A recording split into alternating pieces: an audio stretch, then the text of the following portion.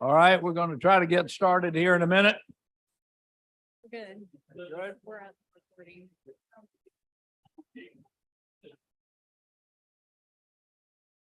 Oh, he was? Did he hear me?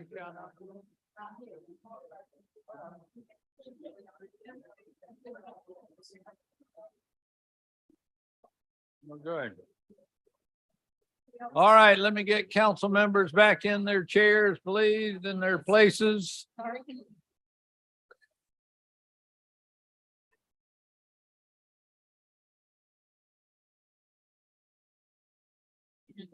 All right, thank y'all. I would like to call this here July 18th meeting of the Charleston City Council to order. Madam Clerk, would you please call the roll? Councilmember Gregg, Councilmember Shealy, Councilmember Saccharin, Here. Councilmember Mitchell, Councilmember Brady, Councilmember Gregory, Councilmember Waring, Councilmember Seekings, Councilmember Shade, Councilmember Bowden, Councilmember Appel, Councilmember Parker, Mayor Tecklenburg. Here. And I believe Councilmember Saccharin is joining us online, correct? Okay. So if y'all would like to join us, Councilmember Gregg will lead us in the invocation and pledge of allegiance.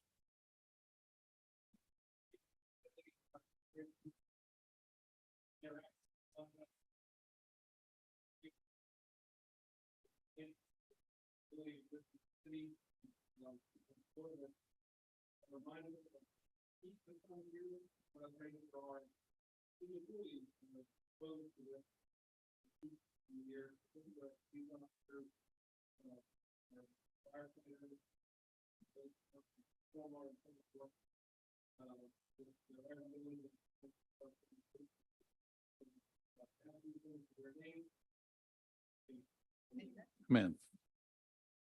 Pledge allegiance to the flag of the United States of America and to the republic for which it stands, one nation under God, indivisible, with liberty and justice for all.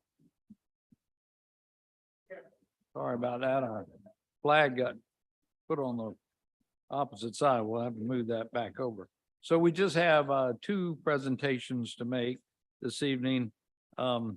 I think before we do those though, I do want to make a shout out to one city staff member, Councilmember Gregory. You was so kind to recognize the board members who helped along with the International African American Museum, and I appreciate that.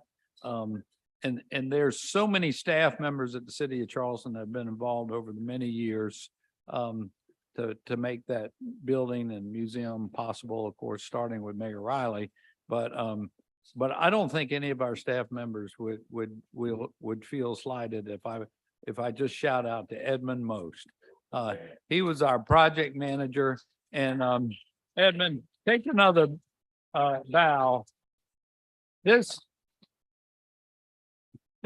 man put his heart and soul for the last 10 years into making that building what we believe is the finest city building ever built in the city of Charleston. Edmund, you just did a remarkable job. Thank you. Yes. Yeah, terrific. So we have a little proclamation, and I wrote it up just so y'all would find out all about what work cities.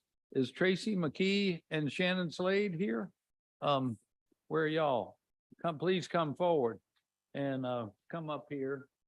I think y'all know Tracy is our Chief Innovation Officer.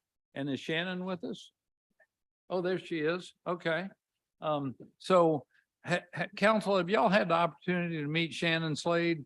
She's a really bright, remarkable young woman, and she's on a fellowship here at the city. She's a Harvard graduate student, and here, courtesy of our friend Mayor Bloomberg, has been whose generosity provided Shannon to be with us. Anyway, she's been working with Tracy on many initiatives, and just recently, after trying for 6 years, the city became certified as a What Works City. Now, many people may not have heard of that before, but this proclamation will tell you some of that information. So if I may just go ahead and share this with everyone. Whereas the growing movement of cities and city leaders are using data and evidence to more equitably deliver services and solve problems, invest public dollars in programs at work, increase transparency, and improve the lives of residents. Whereas What Works Cities certification is an international initiative launched in 2017 by Bloomberg Philanthropies and led by Results for America that helps cities adopt foundational data practices, develop data skills throughout city staff, and put in place critical data infrastructure. Whereas in 2022, Charleston completed the What Works Cities certification assessment to benchmark its data practices and develop a roadmap for building the infrastructure, skills, and culture needed to effectively use data and evidence to deliver better outcomes for its citizens. It's a mindset. Whereas in completing the assessment, Charleston joined an international community of cities growing their data practices and sharing innovative ideas for adopting and scaling data-driven approaches to pressing challenges in government operations. So in the past 6 years, Charleston has made measurable progress on its foundational data practices, including developing priority stat, an outcomes-based performance management program to address critical challenges such as climate change, affordable housing, expanding the utilization of results-driven contracting to optimize city dollars spent on contracted services, and launching Tie-Dye, the mobile-friendly website that helps the city and its residents monitor the effects of severe weather by providing real-time data on road closures, weather information, and specifically high tides. Whereas the What Works Cities certification evaluates, recognizes, and celebrates cities for their exceptional use of data to inform policy decisions, allocate fundings, improve services, evaluate program effectiveness, and engage their residents, and is contingent on connecting data directly to quality of life. So I proudly announced last week that we got the silver standard of excellence for data-driven local government and achieved 2023 What Works Cities Silver certification. We're a member of the club now. There are something like 62 cities in the Western Hemisphere that have achieved a What Works Cities designation since 2017. And Bloomberg Philanthropies will continue to offer resources to the city to help us improve things on and on since we're a member of the club. And this past year, there were only 7 cities that obtained certification, and 5 of those or 4 of those were in actually South America. So there were only 3 United States cities that achieved this certification this year. So now, therefore, I, John J. Tecklenburg, Mayor of the City of Charleston, we proclaim July 18th as What Works Cities Silver Certification Day in the city of Charleston. There you go. All right, all right. Congratulations. You want to share any details about what we do? Well, I'll just say it was a very, very rigorous assessment. I think we submitted about 200 documents to the Bloomberg folks to verify that our use of data. And so obviously this was not just Shannon and I. This was an organizational achievement. All the departments really working to improve the data practices at the city. And I think a big catalyst in helping us get here today with this certification was you all passing our open data policy and adopting that policy. It was a big catalyst in getting us here. So thanks to all of you. Thank you. Thank you. Shannon, would you like to share any more? We don't get a Harvard fellow very often. Hello, everybody. Just wanted to say thank you very much and very proud of all the work you all have been doing and getting to know everyone here. So thank you again and very excited about this. So, Great. yeah. Thank you, Shannon. We're very They've done good work. Where was the big banner? Oh, there it is, right There it there. is. Oh, okay. Hey, Mr. Mayor, Yes. Mayor. Yes, sir. I mean, while we've got Tracy up here, the city definitely works because everybody knows what district they live in now. We got in the mail. Okay, thank you. Already. Great. Thank you all so much. All right. So one more recognition of the West Ashley 11, 12-year-old boys all-star baseball team. Y'all please come forward. Woo-hoo! Come on, team. Yeah, come on up here. Oh, Monica. I get those big fingers. How you doing? Congratulations. I had those medals y'all have. Look at y'all. Congratulations. Nice to see y'all. All right. Terrific. So, the 11 and 12 West Ashley All-Star team participated in a statewide SCRBI 11 and 12 All-Star Tournament in North Augusta, June the 15th and 16th, alongside other city All-Star teams. On Friday of that tournament, during pool play, the team had one win and one loss. But on Saturday, during single elimination tournament play, West Ashley started as the number 3 seed and beat both Aiken and the James Island All-Star teams. Sorry about that, Councilmember Parker, to prevail as the champions. Benny Muratori and Sam Stavros pitched great games with key strikeouts. Corbin Rucker was a solid wall. Or Corbin, you here? Raise your hand there. He was a solid wall behind the plate to eliminate scoring threats. Aiden Elam, raise your hand, hit a homer to pull ahead of James Island in the championship game to help lead the team to the win. The team performed great together and made lasting memories on the field to be the 11-12 All-Star Tournament champions. And I'll just read the names. I don't think they're all here, but raise your hand, please, if you're here as I call it out. Benny Muratori. Benny's not here. Corbin Rucker. Tyler Schuler. Connor Yaden. Edward Austin. Chase Caldwell. Chase. Aiden Elam. Sam Stavros. Jake, is it me? Okay. Mason Ray. James Wiles and Henry Turner. That's the West Ashley All-Star Baseball team, everyone.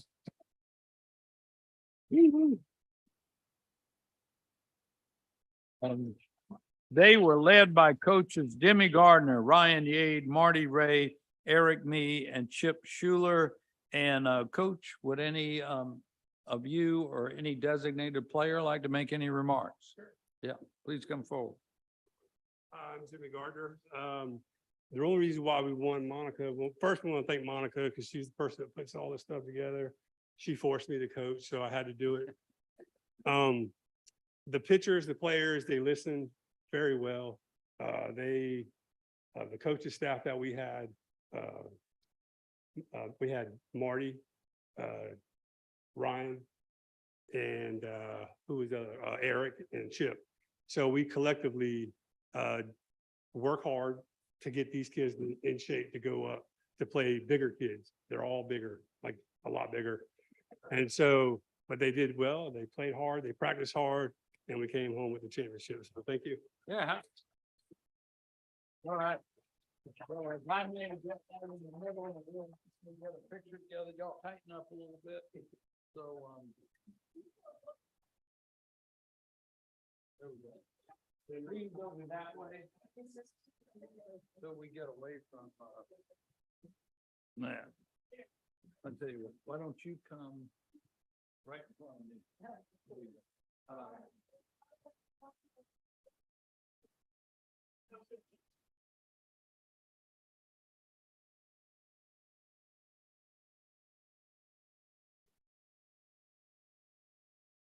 How about that? West Ashley All-Star State Champion.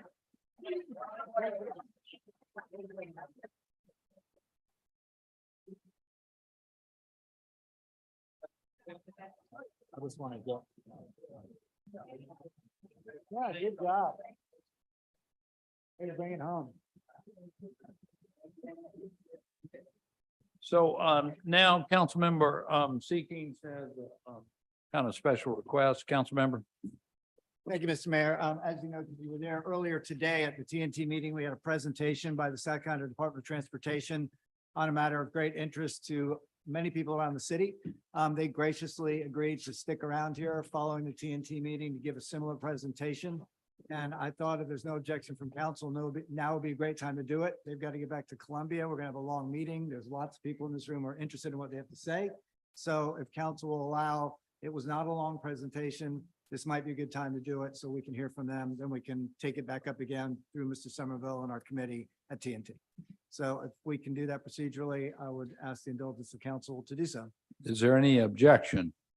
Without objection, we'll approve a modification to the agenda to allow this presentation at this time. All in favor, please say aye. Aye. Any opposed? The ayes have it. Thank you, y'all, for being with us. Please come forward and we'd like to hear your presentation. We wanted all the of council and our citizens to be able to hear this and then we'll be able to get you on your way back up to Columbia. So if I might, Mr. Mayor, as they're making their way forward, I think we agreed. I just give a very brief introduction. This is a presentation by our South Carolina Department of Transportation on the results and some amendments to a road safety audit that is paid for through federal dollars. It's looking at safety, I call it, on a micro level. We'll hear more about it in a certain part of the city. In this instance, in the downtown corridors of Meeting and King Street and the cross streets. So with that, this is the recommendations they've brought forward to us at the city that we heard at TNT today, and we'll talk about in our report later on.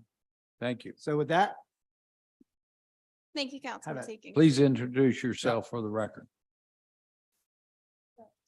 and we didn't even get this fancy a presentation, so this is great.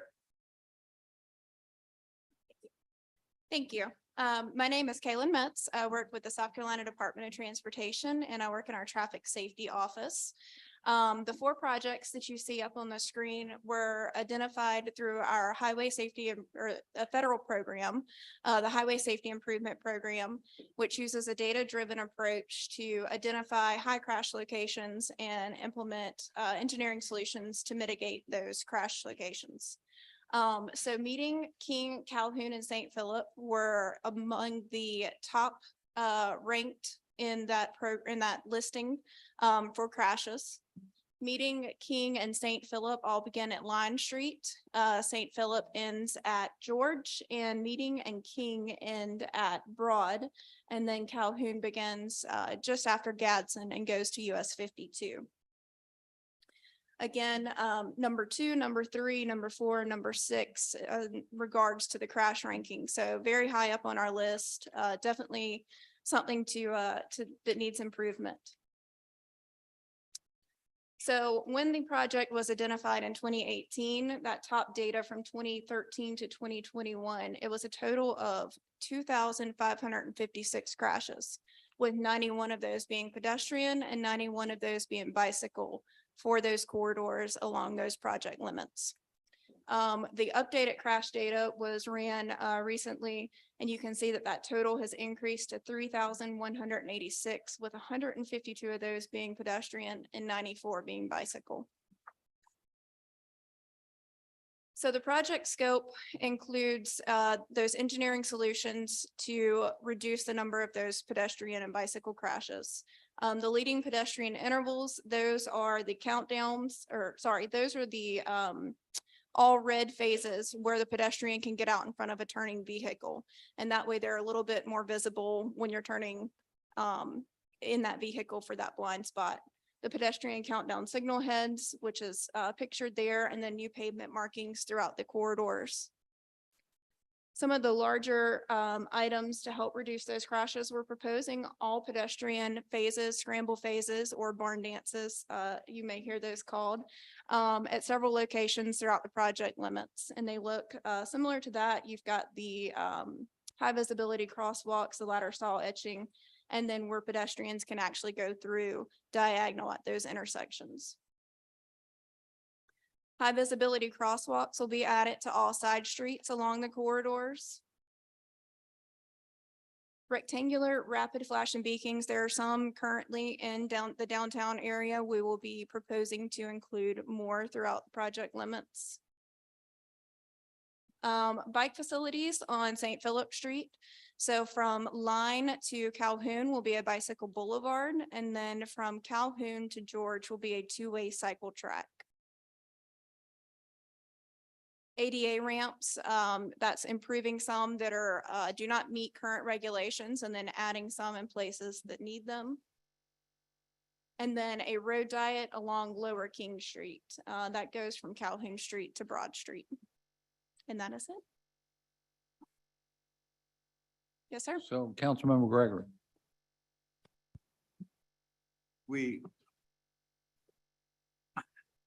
How did we determine the project? And what I mean by that is, did we, mean the city, decide that these areas are the ones we want to concentrate on? In other words, I'm trying to see why we weren't perhaps either looking also at west of the Ashley or James Island, particularly around the suicide merge. In other words, why this particular project and how did that come about? Yes, sir. So the SCDOT actually does the studies, and we're funded through the Highway Safety Improvement Program, like I said. And so we evaluate those high crash locations.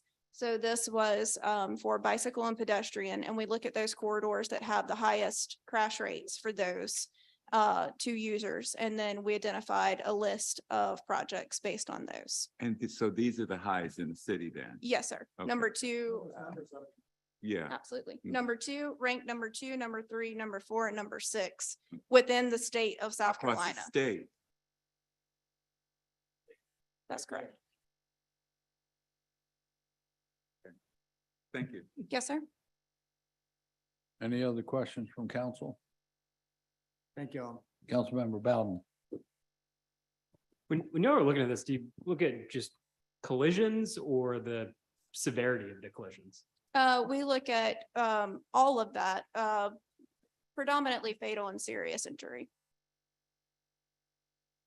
Councilmember Abel. So this might not be a question for you, but whoever can field this, are we voting on anything tonight? And if so, what are we voting on? So what we're going to vote on is, in order for this project to go forward, this road safety project, there needs to be a municipal agreement or an MOU between the DOT and the city of Charleston. We voted at TNT unanimously earlier to bring it to council to give the mayor the authority to enter into the municipal agreement with the SCDOT. Yeah, sure. Does that agreement lock us into any specific plan or any type of approach, or is that to be determined? I'm just trying to look at an understanding of the timeline and the steps from here. Right. It's just to make sure that as a partnership, we're in agreement with the type of improvements proposed and moving forward with that final design. All right. Councilmember Saccharin, I'm told, has a question. Thank you, Mayor, and thanks for that presentation. I guess I'm going to hold some comments for our TNT discussion a little bit, but while you're here, I do want to say thank you. I'm encouraged by this, and I also want to draw some attention to the areas north of Line Street. So if these are representing number 2, 6, 4, and 3, I venture to guess if you head just north of Line, there's some accidents and some additional crashes up there. And just wanted to put that on your radar why I had your attention from DOT. So thank you. Thank you. Councilmember Gregory. Yeah. Just so that I clearly understand the proposal. Yes, sir. We're gonna close a lane, right, on King between Calhoun and all the way up to Broad. I mean, all the way up to the Battery, To Broad. to Yes, sir. Broad, okay, sir. to Broad. And there will be only one lane, expanded parking, Yes, sir. expanded sidewalk, larger sidewalks. So we are not expanding the sidewalk. We are providing a buffer from the current on-street parking, a 1-foot buffer from that edge of that parking to the sidewalk to kind of give a little bit more room for those pedestrians to walk by those parked vehicles. But extending the sidewalk is not a part of this project. What about bus traffic? How would that work? So we have additional loading zones added throughout that section of Lower King. And then we've also increased the parking as well, so the buses can pull off into those loading zones. Okay, and the last question is, why did we exclude bicycling on the street? So our proposed design is a 14-foot lane with the parking and then the buffer. So we encourage bicyclists to also use that lane as well. It's kind of a multi-use lane. Okay, so they'll be right in with the cars. Yes, sir. And it will have sharrows along that section. And the reason why I'm raising the question is, we had this discussion when we were closing a lane in Hampton Park. Hampton Park used to be two-way. We removed the lane, two lanes. We removed the lane, and yes, I was very much against it.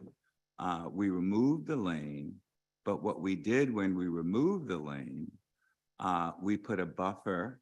There was enough space to put a buffer between the cyclists and the runners. And my question is, why couldn't we do the same? I don't know whether or not the measurements are the same either. Why couldn't we do something similar in that stretch? Because it seems to be working very well, and our chairman of transportation is over there all the time on that track. And I just, it just, to me, it appears to be working and working well. And I just don't understand why we couldn't do something similar between Broad and Calhoun to accommodate cycles. I know we're moving cycling to St. Philip's Street. We're going to expand it. Yes, sir. However, what we're going to do now is put the cyclists right in on King, right in with regular traffic. And we Well- think that's going to work. Yes, sir. Well, with it being one lane and the wider and the parking, wider parking, we're actually creating a road diet, which is a calming effect for traffic. And so we feel that bicyclists and vehicles will be able to equally use that lane. Operate together. Yes, sir. And tell me the reason why we didn't put a cycling lane again. So there was some concerns with the businesses in that area and some other individuals about traffic and congestion. And so we went with this design as a result. So was the business community decided that we're not going to, they don't want cycling on King Street? Am I correct? That's not right. Then I'm Because just the- asking the question. She's putting Sharrow, it'll be a shared lane, correct? You're That's putting correct. Sharrows Yes, sir. for bicycles can share the lane From on King Street, multimodal. but on St. Philip Street, we'll have a dedicated two-lane both ways bike track, as they say, below Calhoun Street. And the city's going to extend that further than the state project would have taken it. And understand, but I still haven't gotten the answer as to why then bike lanes were not included. Well, there's no Sharrows on King Street now, and it'll be clear that it's a shared lane, but Councilmember Seekings. Well, I'm happy. I was going to do it in the TNT, but the short answer is this is a road safety audit. And to have done that would not have made this safer, it would have made it more dangerous. Is the short answer. That if we put a cycling lane, dedicated cycling lane, it would Yes. be more dangerous than Because of for the the space. cyclists to Correct. ride with the traffic. Correct. Councilmember Parker? Oh, thank you, Mr. Mayor. Councilmember Gregory, I had the same question at TNT and I believe it was a safety issue, it was just a safety issue, from what I understand. So they did answer that in TNT. Councilmember Gregg and then Appel. Well, so from a space perspective, and correct me if I'm wrong here, but my understanding was we either give up a significant amount of parking. Everybody driving down King Street knows that it's not really a two-lane road. I mean, Brian Hicks said that in his article this week, last week. King Street is not a two-lane road once you get to Calhoun Street. So the choices are we either give up a significant amount of parking on King Street, which I don't think works, or we move the bicycle traffic over to St. Philip Street.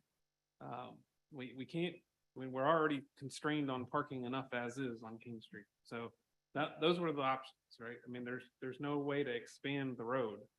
We all know that. So you either give up the parking or we try to move the bicycle traffic over to St. Philip Street, which makes sense to me. But we are giving up a lane. Back to. Well, Just really quickly, because we'll go through this at TNT, but you will all recall, especially those of us who've been around here for a while, we have a bike head plan for downtown Charleston called the People Pedal Plan. It's our policy. We adopted it. This plan that has finally been decided by the SCDOT is 100% consistent with our People Pedal Plan. Calls for King Street to be shared space and traffic calmed, which it is. We're not barring anybody from King Street. We're trying to make it safer for everybody. And don't forget the pedestrians. That little 1 foot doesn't sound like a big deal, but at some point the city's gonna be able to expand our sidewalks. And you're gonna have buffers. It's now gonna be a much more calmed, wider space for everyone who's gonna be in there to maneuver. And everyone is a lot of different people, including but not limited to bikes, including but not limited to buses, cars, trucks, and everybody else. The added advantage of this, also consistent with our People Pedal Plan, 100%, is to expand. Actually, it's better than our People Pedal Plan, because our People Pedal Plan calls for a bike boulevard. This is going to be dedicated two-way cycle track or bike lanes. So we're expanding the access for bikes on both of those, making it safer on both of those, and making King Street so much calmer. And the People Pedal Plan, as well as everything else, including your eye when you drive down there, wants King Street to be calmer. And the last thing I'll point out, and your Hampton Park analogy is great, and you and I were butted heads about Yes, that a we lot, did. because I wanted to shut the whole thing down, Yes, as you did. recall. Yes, you did. And it has worked, but it's a whole different situation up there than it is on King Street, because you just have more traffic in a more condensed space, and it's not as wide. And so the last thing I'll point out to you is, this is, I call it micro projects. It's going to be expensive to do, but close your mind's eye and go down King Street with me for a second. And I see you do it quite often. King Street's not flat. It's very much a ridge, right? So you run in the Turkey Day run, I try to run right up the middle of it, because if you don't, you're running on an incline. Add in that road condition on top of all the other things and put a one-way bike lane on an incline in traffic with pedestrians, it does not make it safer. And this is a road safety audit. You can still operate in that space. We're not excluding anybody. This is inclusive and it's expansive. It's not taking anything away. But it's car centric. It's not car centric. It is street centric. It is allowing access for everybody. And it really, in the end, one of the things that I do a lot is walk up and down King Street. That's the most dangerous place to walk, because those sidewalks are narrow. We have 8 million visitors a year. We had our Heads Up campaign this week with our police department. We had a trauma surgeon come and speak about car pedestrian interdictions on the peninsula, which you saw 2, 3, 4, and 6 right there. The bulk of those are, guess who? Visitors, tourists who aren't familiar with the rhythms of our city. This is going to make it safer for all those people, including bicyclists. Why I don't we mean, close?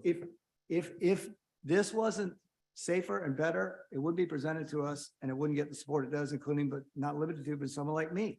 This is going to make it better. And again, consistent with what we have envisioned in the city, someone else is paying for it. We can build off of it, but this is the place to start. And I will point out, not just the businesses, the College of Charleston, the neighborhoods, and everyone else, the Business Improvement District, all of them 100% support this version, not the first version, unanimous. What was the first version? The first version had a bike lane. One It way. didn't work. One way going south that you couldn't get to safely. So anyway. this is safe- Councilmember, oh, safe. sorry. Sorry, we'll talk more about it at TNT. Councilmember Appel and then Saccharin.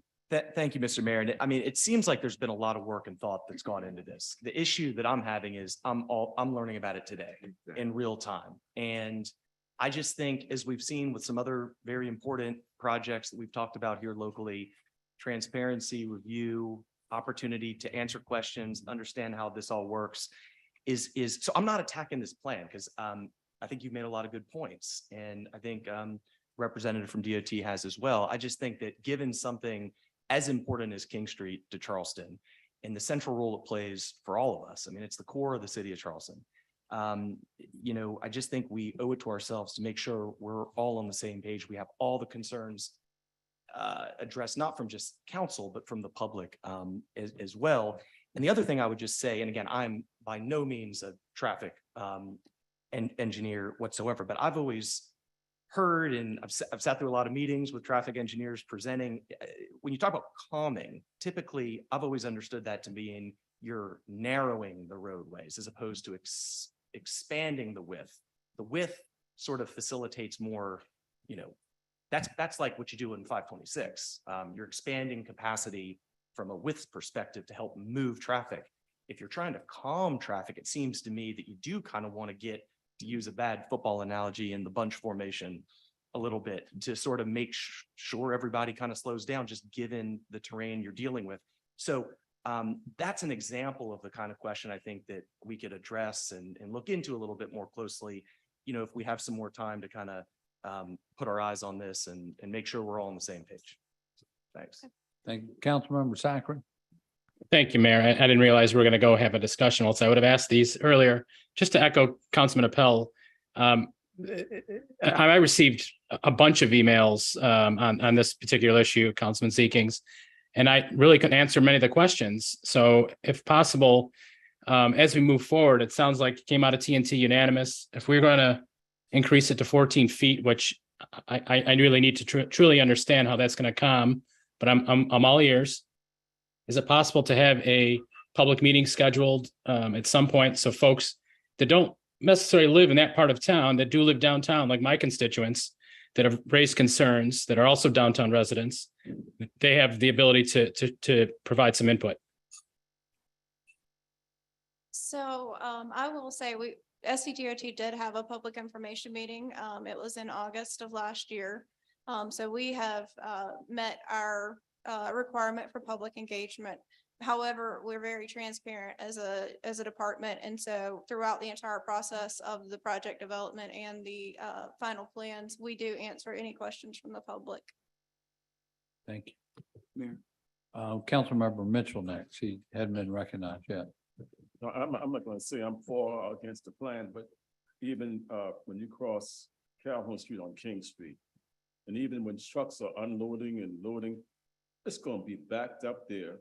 And it's all the time backed up. So we said calming, how is anybody gonna get by when you have one lane of traffic? So we So- increased the number of unloading and loading zones along that section, that corridor of King. But what I'm saying is still is gonna be one lane of traffic. Yes, sir. So if the truck is parked there, because I went there, drive down King Street all the time, because my church is down in that area. And I drove down, it was so narrow, I knocked my side mirror off because cars was parked on one side and they were so narrow, the street is narrow. So if you close one lane, and if a truck is there, it's gonna be a devil to get, you wouldn't be able to get by. It's gonna back up, it's gonna back up right into Calhoun Street. Because that's what it's doing now. So you're gonna have one lane, you're gonna have bicycles there, riding the same traffic with the cars. It's going back up. I can see it right now.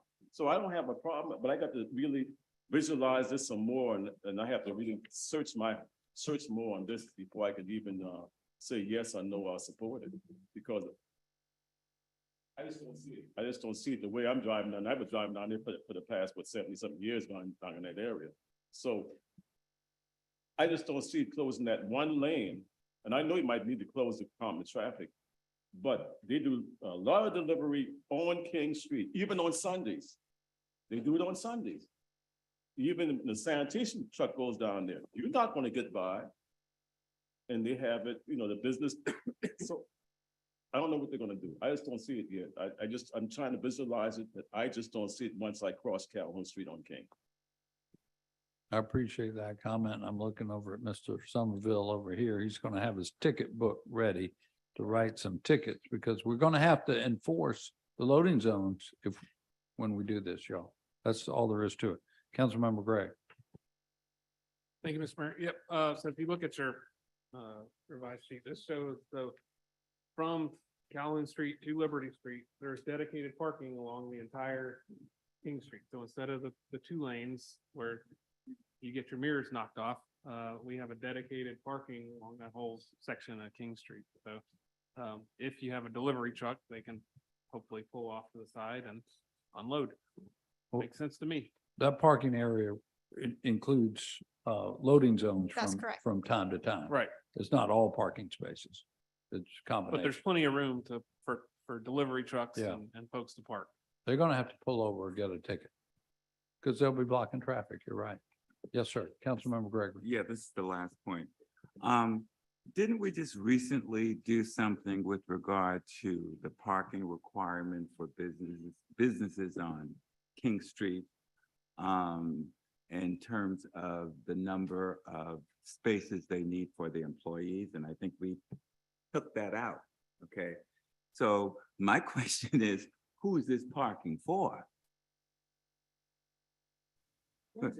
Well, transient parking, but if we eliminated the need for businesses to require X number of parking spaces for their employees, where do you think those employees are going to park? Is my question. And I think they're going to park in the expanded parking spaces that we're putting on King Street. That's just my opinion. The second question is, and I'm sure you guys thought about this option, because we do it every second Sunday, just closing it and make it pedestrian friendly. I'm sure that was a part of the discussion as well, I'm sure. But I really would like to get more information on this, because this is the first time I'm seeing some of this. And I'm not going to make a decision today on something that I'm just reviewing today, and have not really given myself the kind of time to really take a look into it. But I'd like to also see the one that was rejected, that did in fact have the spaces for cyclists, and to get the rationale as to why that one was not adopted. So for me, there are just a number of questions that I need answered before I can support this. And I have never in my, well, maybe union peer, I've never gotten this many emails from constituents on the peninsula who I represent, who are opposed to this and total opposition to it. So I need to get a little more information and to study this so that I can sort of talk intelligently about it, because I really can't now. And I'm not trying to second guess what the committees have done, but in order for me to be able to go back to my constituents on the peninsula, and very soon it will be all peninsula, District 6.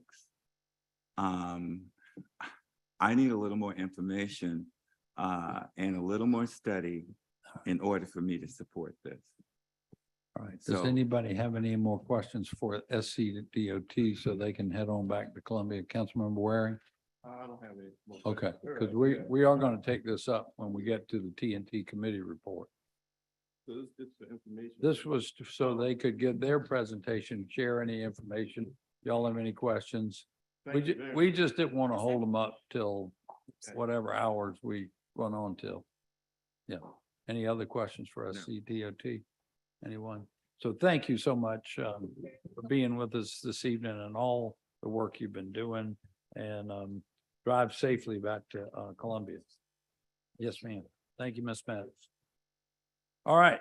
So next up is our public hearings, and we only have 15 of those.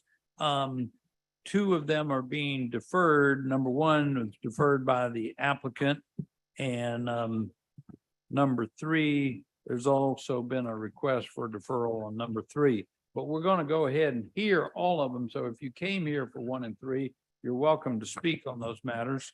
So Mr. Morgan, the way this works, Mr. Morgan will present each item, and then anyone who would like to speak on that item can come forward, state your name and address, and we'll give you up to 2 minutes to share any thoughts or comments you have about the item before us. So that's how we proceed.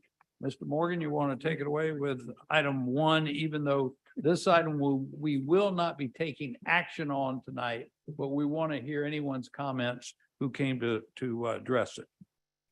Yes, thank you, Mr. Mayor. So I don't have slides on number one because of the deferral, but I can certainly answer any questions about it. But it's a request for accommodations overlay in the Upper Meeting Street area at 1745 to 1709 meeting. That is the properties that are just north of what is commonly known as the Wanderer, which is a social club on the Upper Meeting Street with a pool and a bar area.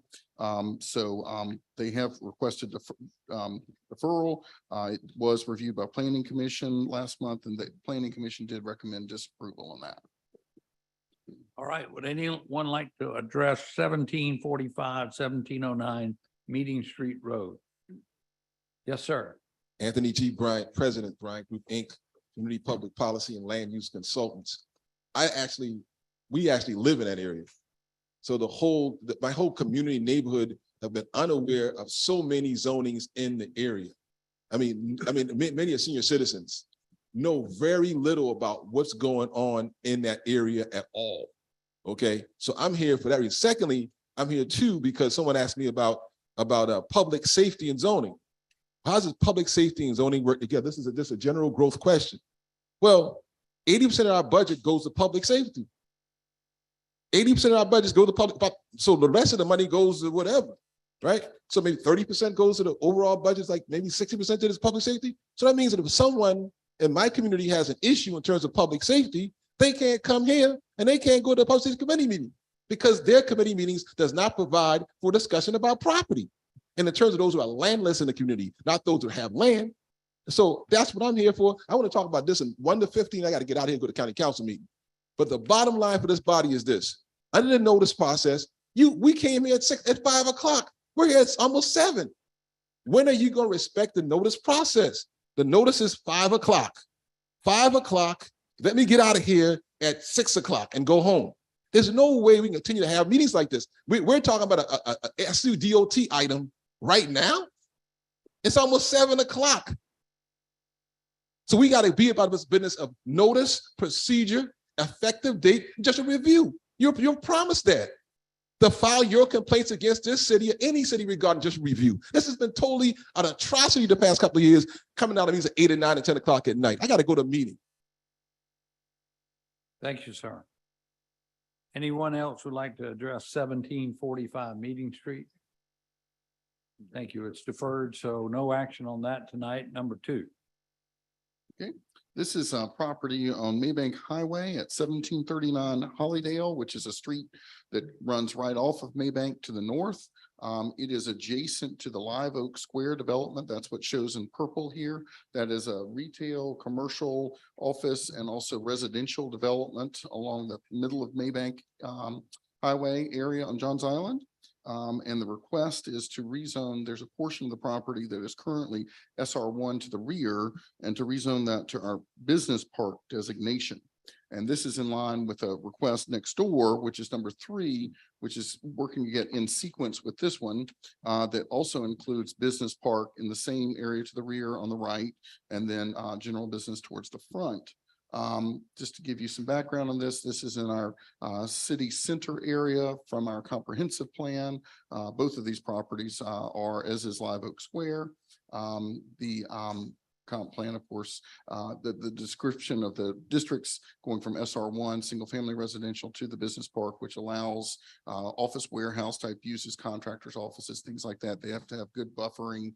It's the type thing that we're hearing more and more. There's more of a need for on Johns Island because of all the construction that takes place there, the renovations, and there aren't a lot of places that allow for that.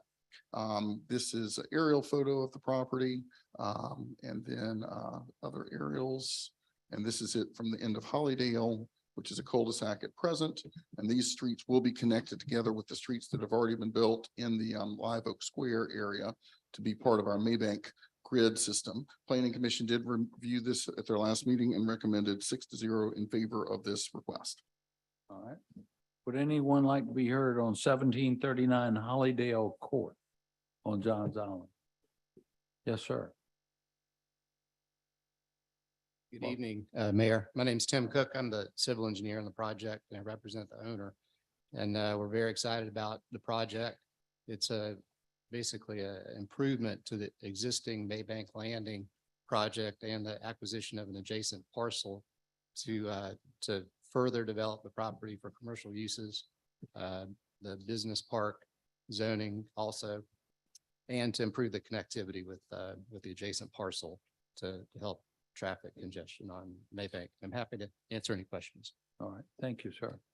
Would anyone else like to be heard on this property? Hearing none, this one comes to council. Move for approval. We have a motion to approve. Second, any discussion? All in favor, please say aye. Any opposed? The ayes have it. Number 3, did we get a request to defer this one? So we're deferring final action on this one, correct? Okay, we're deferring final action, but let's make the presentation. Anybody wants to be heard on it, we'll be glad to hear from you. Go ahead. So again, this is property that has not been in the city. It's part of an annexation. It's immediately adjacent to Live Oak Square. And so the area at the front would be zoned general business in line with what's at Live Oak Square, as well as what's over in Hollydale, which is also general business. And then the rear would be business park as well. And they would continue that Reva Ridge Drive connecting to Hollydale so that we, again, get that connectivity there. Just to repeat these, the same thing, it's in our city center recommended areas from our comprehensive plan. And just the difference, general business and business park, what those allow for. And planning commission did recommend approval of this item as well. Would anyone like to be heard on 3124 Maybank Highway? Now could I entertain a motion to defer this item? Second. Any discussion? All in favor, please say aye. Aye. Any opposed? The ayes have it. So it looks to me like 4 through 15 are all simple zonings for public hearing that we would take them all together. So we're going to run through all these properties. Anybody wants to come up and speak on any of them, you're going to be welcome to. And but just in the interest of time, Mr. Morgan's going to go through them, and I'm going to call out all the addresses again. And so anybody that wants to speak on any of these rezonings could please come forward. Mostly they're properties that over the last month or so have annexed into the city, and we have to assign them some zoning when properties come into the city. Mr. Morgan? Okay. So 1080 Bees Ferry is owned by the Commissioners of Public Works. This is a strip. It's a 100-foot deep strip of property on this parcel that would allow for further annexations further down Bees Ferry Road. This property is not scheduled for development. It's in our low impact and conserved area, as you can see in this. So it would be recommended for conservation zoning, which is our least intensive district in the city. But it would, its annexation does allow for further annexations potentially further down the road. The conservation district is again very limited. Have to have an 1.5 acre minimum lot area, and this wouldn't even meet that. It does allow for utilities and things like that, which is what Charleston Water System uses this site for. And Planning Commission did recommend approval of this one 6-0. Then we'll move on to the next one. Okay, this is 2202 South Gallerton Circle in West Ashley. Recent annexation recommended for SR1, which you see the lighter color off whites in the neighborhood that are in the city already that are zoned SR1 as this would be. So you can kind of see how it's surrounded by that zoning, and all the lots are of similar size. And from the comprehensive plan, and it does show in the low impact and conserved, but these are developed properties already, and again, completely surrounded by the city's annexed properties. And it's SR1 definition, and Planning Commission did recommend approval of this one. Moving on to 1652 Boone Hall Drive, recent annexation, and the property is in our suburban edge designation. It's recommended for SR1 as well, and Planning Commission endorsed that. Moving on to the next one, which is 2944 Sugar Bush Way in West Ashley. And this is recommended for SR1 let me get to the right map. Oh, there we are. And this is in our suburban edge recommended designation, and SR1 fits within that. And now we're going to move on to Stinson Drive, 325 Stinson Drive. Yep. And that is recommended for SR1, and it is in our suburban edge designation, and SR1 Planning Commission recommended for that. Then 1426 Bedford Drive in West Ashley, third of an acre, recommended for SR1.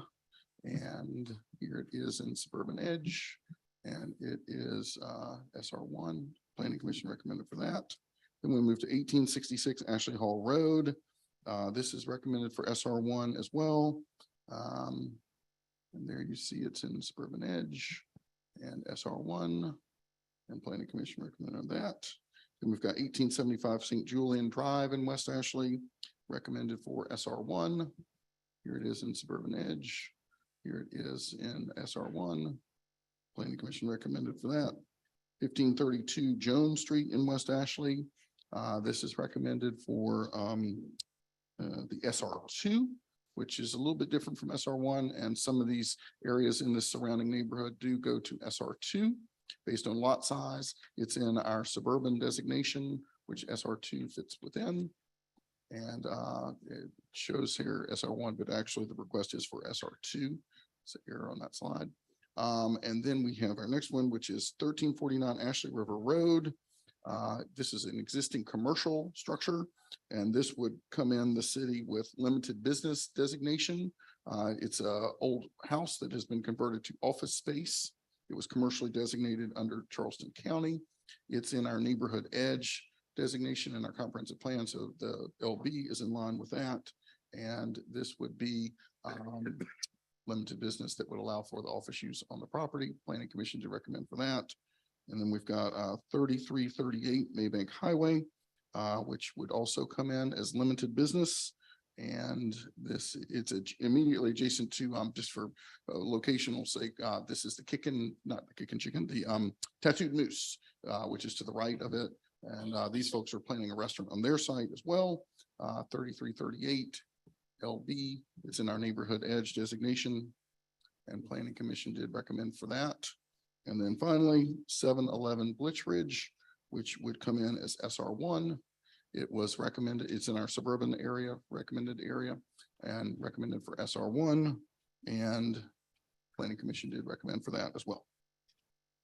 Terrific. So I'm going to call these addresses out. If anybody wants to come forward to make comments on any of these addresses, just please come on forward up to the mic. 1080 Bees Ferry Road, 2202 South Dallerton Circle, 1652 Boone Hall Drive, 2944 Sugar Bush Way, 325 Stinson Drive, 1426 Bedford Drive, 1866 Ashley Hall Road, 1875 St. Julian Drive, 1532 Jones Street, 1349 Ashley River Road, 3338 Maybank Highway, and then finally 711 Blitch Ridge Road. I think that's a tongue twister. Anybody want to comment on any of those? Please come forward right now. Hearing none, this comes to council. Got to move for approval. Any discussion on any of these? Councilmember Shealy. Just a question on E13, Ashley River Road near Playground Road. Do we know, I know it's limited business, but do we know what their plan is there? They have I believe it's a landscape architect's office in there, and he has renovated the building for that use too. Perfect, thank you. Yes. Correct. And Mr. Mayor, just for the record, the motion was for 315. Is that correct? Approve 4 through 15. Correct. Any further questions or comments? Councilmember Waring? I'm glad you pointed that out. That's where the gas station was supposed to go, right? Where this location, this corner right here.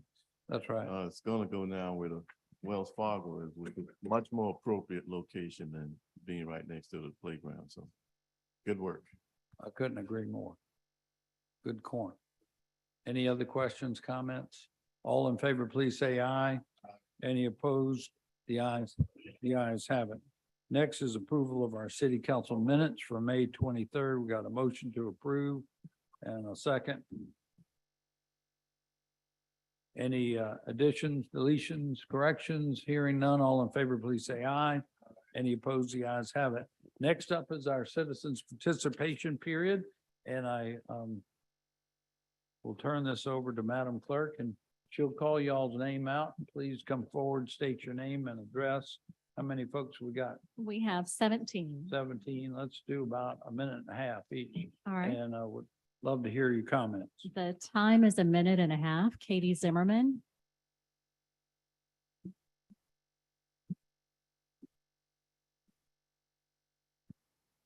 Didn't realize I was so short.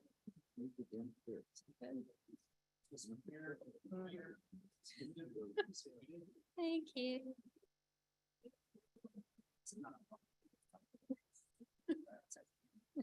Thanks. Hi, it's good to see all of you. I'm Katie Zimmerman, Executive Director with Charleston Moves. And I just wanted to speak to you all tonight about, you all discussed a little bit of it, the safety improvements for the downtown roadways.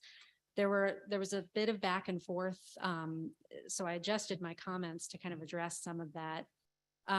Parking, the original plan that SCDOT put forward, it kept the existing parking and increased it. So parking, the two different designs, it's not a debate between whether we have to give up parking or not. DOT assessed giving up parking for a two-way cycle track on King. That was where you would lose the parking. But what went out to the public was the one-way bike lane where you kept and increased parking. So just to be clear on that. A shared use lane that's being proposed, I heard a lot of discussion about a bike lane going only one way is a problem. The shared use lane will go one way. So I'm not sure what the issue is there. We have not received the responses to our public comment last year to SCDOT for the original plan. They have not responded to anybody. They have explained they are not responding to anybody until they get things sorted out with the city. So to that end, SCDOT, who has been really wonderful, you know, they've developed the Complete Streets Directive. They've been doing a lot of work. To be very clear, we all saw what you saw today with this new plan. It's not been shared with anybody requesting it or anything like that. I also just want to remind you all, you are a NACDO city. That's Time. Duh. All right. Better finish. We need to vote on Yeah. Yeah. Better finish. Give it another one. Go ahead. Give it another minute. Give her another minute. Yes, you got it. Thank you. I really appreciate that. Y'all are a NACDO city, so a 14-foot lane of travel where you're also expecting bicycles to be, that's not something that NACDO recommends. 14 feet is way too wide. They don't ever go beyond 11 feet, and that's if it's a truck route or a bus route. We're talking about downtown where you all track the foot traffic and then the state tracks the car traffic. Every single day on King, there's 4 times as many human beings as there are motor vehicles. So this is a highly pedestrian area. We all know that already. So a 14-foot lane of travel is not recommended by NACDO. It's not traffic calming either. Putting sharrows in, you don't put sharrows in unless you don't have room for a bike lane. And sharrows are not bike infrastructure. And NACDO is very clear about that as well. It is not bike infrastructure to put sharrows in. Sharrows are great for wayfinding. They're great to remind drivers that you deserve to be there on a bike, but it's not a bike lane. So it's very different. All that being said, and also looking at the data that we look at every day at Charleston Moves, we know from Texas A&M, when you're expecting to shift bikes to other streets, you make the original street you're shifting from more dangerous for pedestrians. Bicycle infrastructure makes it safer for pedestrians. Just to be clear, And a key feature of a road diet, according to the feds, is allocating space for other uses to achieve safety and operational improvements, especially for vulnerable road users, which is the fund that's also paying for this project for people on bikes and foot and using assistive devices. So I just want to be very clear, this is also not a road diet. A road diet would count even if it was for a turn lane, if you were adding a turn lane. This is not a road diet. All of that and more, I could talk all day and no one wants that, but I would just want to make the point that we really need another public input period on this new plan. It is different from what was previously proposed and what we all got to weigh in on last year. And that was a crowded public meeting last year. It was great. I've not seen that many people in a public meeting in a long time. So it's really important to get this back out to the public, get the feedback, and dig into these details, because what's being proposed for King Street is different than what was previously proposed. It might be good. I don't think it's good. It might be good, but it's got to go in front of the public. So thank you. And thank you so much for the additional time.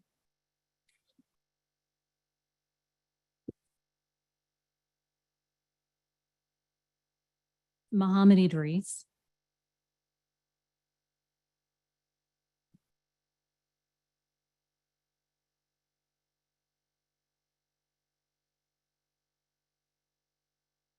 Evening.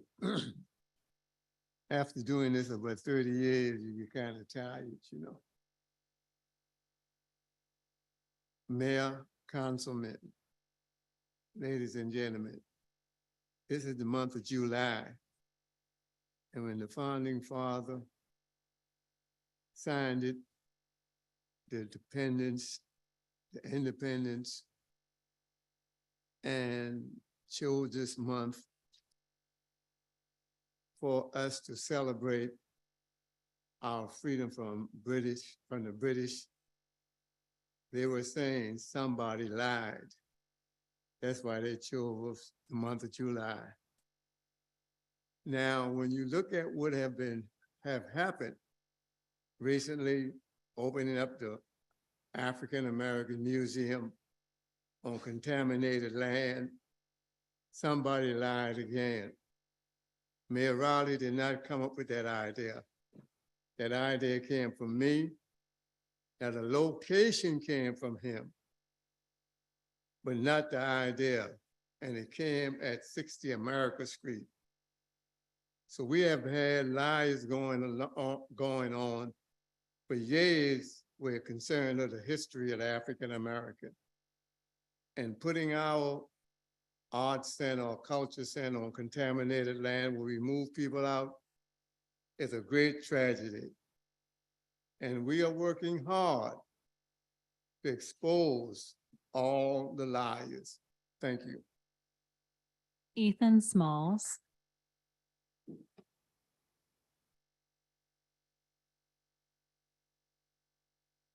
Good evening, everyone. My name is Ethan Smalls. I live West Ashley in East Oak Forest. I have been the victim of 7 house floods.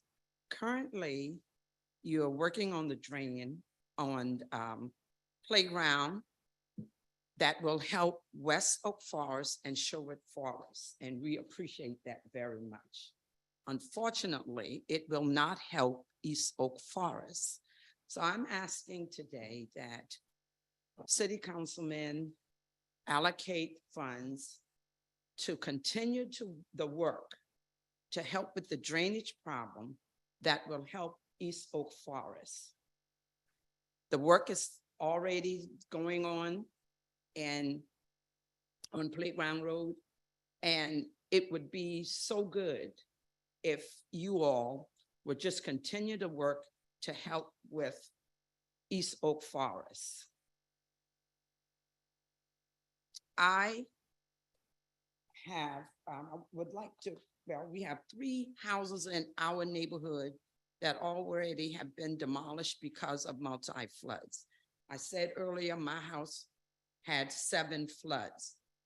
I received this letter from FEMA just this weekend, and I'm just going to read just a little bit of it. It's addressed to Ethan Smalls at 711 Shelley. They are insured. This notice is to advise you that a renewal offer will not be made on your national insurance flood standard policy insurance for the above reference location. Time.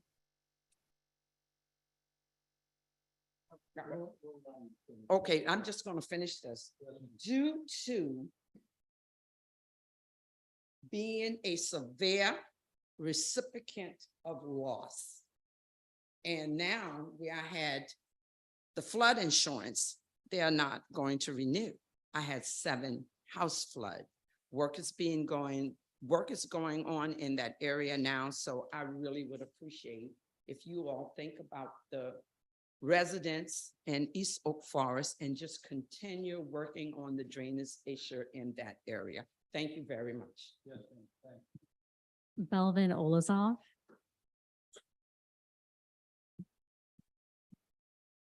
Hello, Belvin Olsov, 428 Grace Street, Charleston Climate Coalition, and I am here as a King Street bike lane guy. I'm having trouble understanding how the city's motivation in removing the King Street bike lane is safety. You ask any cyclist whether they would prefer a 14-foot wide road with straros or a protected bike lane, you have a very obvious answer. You ask any cyclists if it's too convex, if it's too much of a little hill to have a bike lane, and I think you would know the answer. And SDTOT, if you asked them last year, I think you would know the answer. They put in a King Street bike lane. Their engineers vetted it. They did great work with their comprehensive street improvements, and which I'm very excited about, by the way. That all is very promising. And it would all be paid for with federal funds. And I'm having trouble understanding why the King Street bike lane was struck from those plans. It happened around the same time that a number of King Street business owners came out in opposition. But as a minority of the residents of the peninsula, there are a ton of people who want to commute to work with bikes. There are tourists who use Lime bikes to get around who will be on King Street. There are folks who just want to get to Broad Street safely on their bike that would really treasure a King Street bike lane. And I'm having trouble understanding why we removed a perfectly functional plan that would be federally funded. And the thing is, if the concern is about delivery trucks, there are pedestrian streets. There are cities that have pedestrian streets closed to car traffic. There's Pearl Street in Boulder. There's the Church Street Marketplace in Burlington, Vermont, that figured out how to get delivery vehicles to their businesses. It's a totally solvable problem. So my concern here is that we're about to kill a very promising bike lane for nothing. I truly hope the council changes course. Time. Thank you. Marvetta Daniels.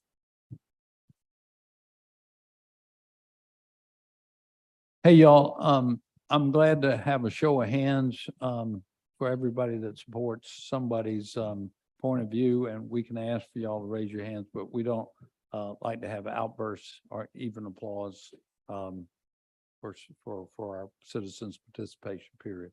So everyone who supports the gentleman, what he just said, please raise your hand for me. Gotcha. Y'all see that? All right, thank y'all.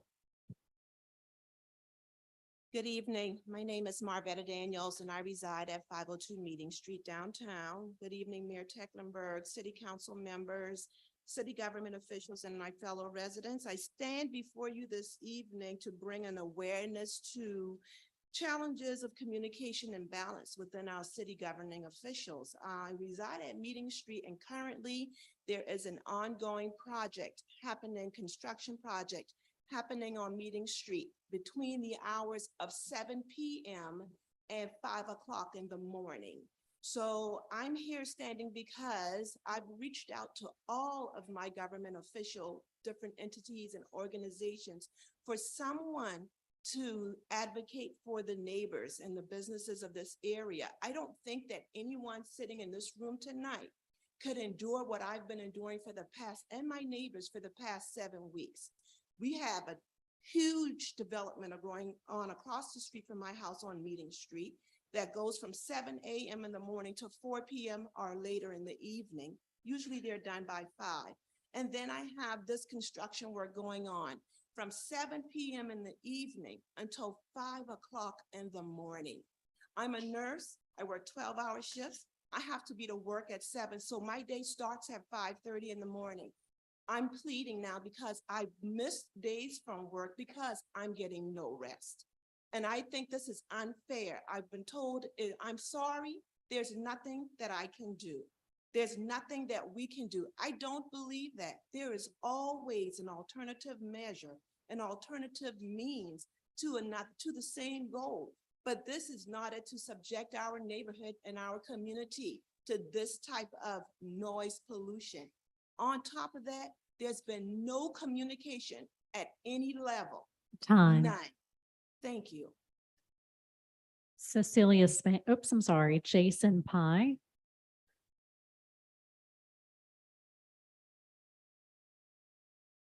Can you speak into the mic?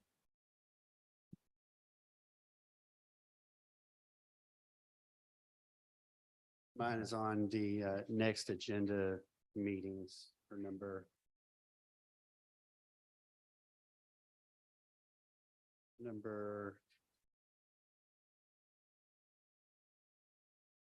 three and especially number 4.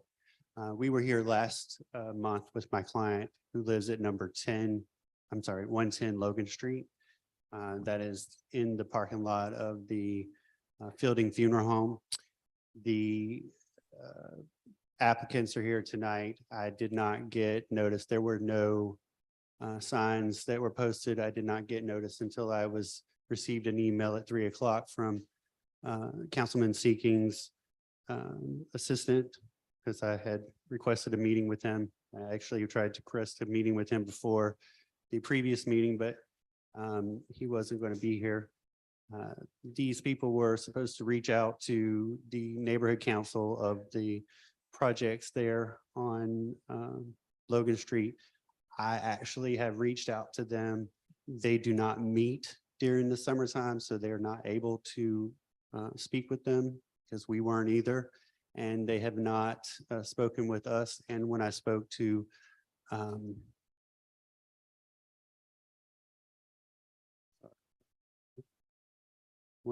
Robin Richards on the zoning committee, she was not able to meet it tonight, but she also owns 12 Magazine Street, which is on the corner of Magazine and Logan next door where the parking lot exits, and she has not been reached out to as well. We ask that you defer that applicant's application to fulfill their requirements from the last meeting. Thank you. One other thing I didn't get to add in the last meeting. This neighborhood has 10,200 buggy tours, 3,000 more than South Abroad or any other neighborhood. I spoke to several buggy drivers. They all Sir, I think your go time has down expired. that street and stop right there.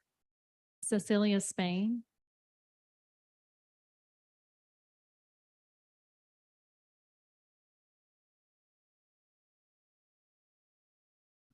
Hi, I'm Cecilia Spain, 61 Vanderhorst Street. So I'm a student at the College of Charleston who lives downtown and commutes to campus. I've witnessed firsthand the dangers of biking in downtown Charleston. However, for many students as well as employees on King Street, biking is the best option. I don't want to repeat information being supplied by other organizations or individuals here today, but rather give a student's perspective on the issue. I find this increasingly important as the College of Charleston has released statements opposing the bike lane. Specifically following this statement, quote, "Any representation of the College of Charleston's position that is different than that is inappropriate and misleading," end quote. This statement was released without student input, and students were left unaware of the college's position on the situation. The college's opposition to the bike lane is not founded on student opinion. Since the publication of these letters from CFC, students have emailed the college stating their support for the bike lane initially proposed by the SCDOT. Student safety should be a top priority for the college. By adding a buffered bike lane to King Street, students can more safely commute to campus. I unfortunately cannot speak on behalf of all students at the College of Charleston, as doing so would be an unfair and inaccurate representation of the student body as a whole without getting a comprehensive survey of student opinions. However, I can speak for myself as well as many of my peers by stating my support for the King Street bike lane in the best interest of the safety of those downtown. Thank you. Tyler Belmere.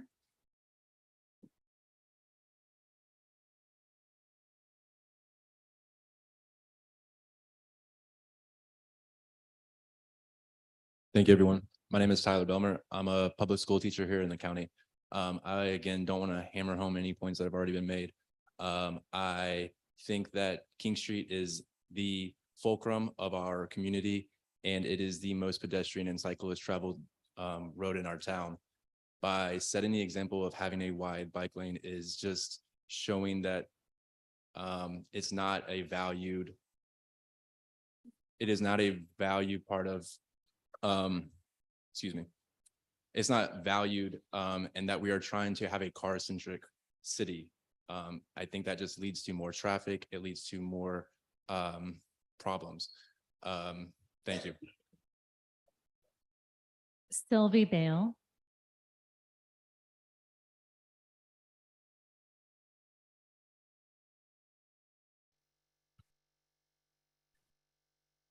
Hi, y'all. I'm Sylvie Bale. I'm the Executive Director of Second Chance Bikes and alumni of the College of Charleston. I just wanted to thank y'all for listening to our concerns today. Really been disappointed in the lack of bike infrastructure in the downtown area.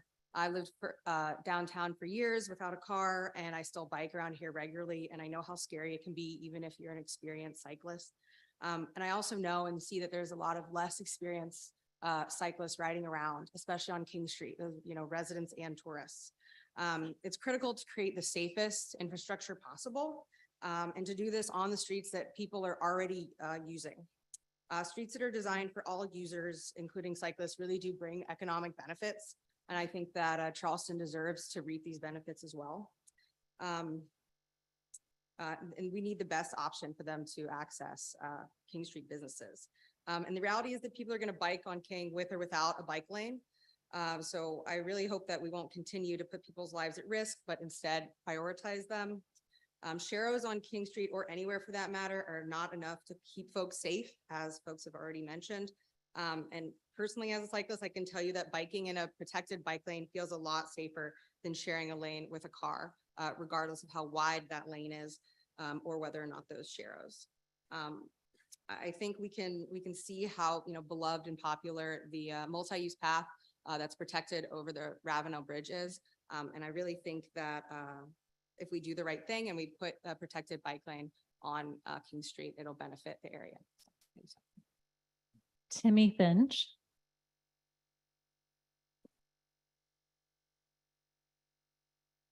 Macy Adams.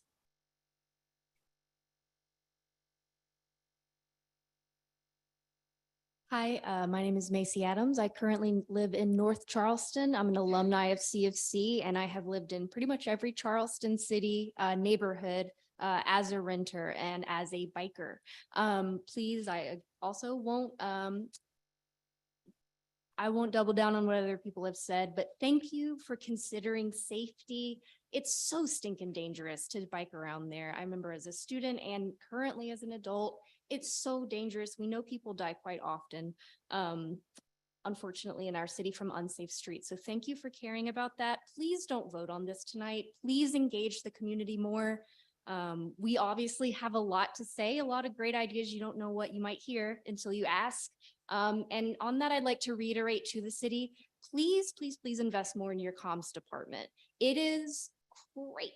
It's bonkers that we expect all of these amazing projects going on around the city, transportation, planning, etc. They can't be expected to do all this community outreach on their own. Please invest in your comms department so that we can hear more about what's going on in the city, and we don't have to come last minute and y'all don't have to hear us yelling, but so that we can all work together. Please, please, please invest in communications, because it's very important that we know what's going on. Please keep the bike lane. So thank you. Thank you. John Brooker.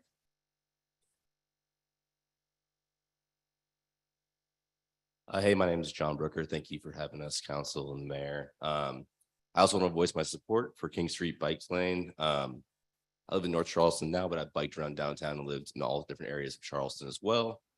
I think this bike lane is part of building a healthy, safe, and really sustainable community. I think this is in the best interest of the public for the city of Charleston. And I think that you guys should wait to get more public input. It seems obvious based on council members' questions that this is brand new.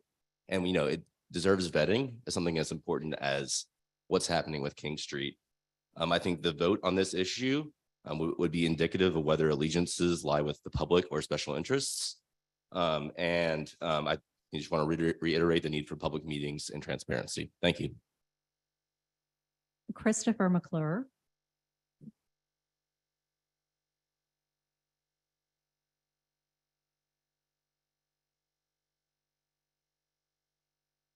Wow, there's a lot more people in here than I thought. All right, I'll be quick on this one. My name is Chris McClure and I live off 505 Dolphin Drive. You may not recognize that address because I'm the leader of Bike Walk Somerville, a citizens-led group that advocates for safe streets in Dorchester, Berkeley County, and the town of Somerville. You might wonder why I'm here, but even though I live in Somerville, primarily I live, work, and generate sales tax revenue in the Low Country. Oftentimes, we all face the same issues, just in different forms, whether it's housing, traffic, and other effects of growth. And infrastructure in one area has a compounding effect, and in some cases, even an inspiring effect on other areas of the region. Some might even call it regional planning. On the weekends, my partner and I have had picnics in the park. We ride our bikes around the city to help reduce our impact on traffic congestion. We volunteer in organizations in North Charleston, and we often attend doctor's appointments in MUSC because you guys have the most availability down here. And I just want to say that as someone who represents Somerville cycling community, please support having more great examples of safe bicycle and pedestrian travel in the region. Because honestly, when it comes to mitigating traffic, we don't have a lot of space. And for us, bikes and people walking are the future. Thank you. Susan Lyons.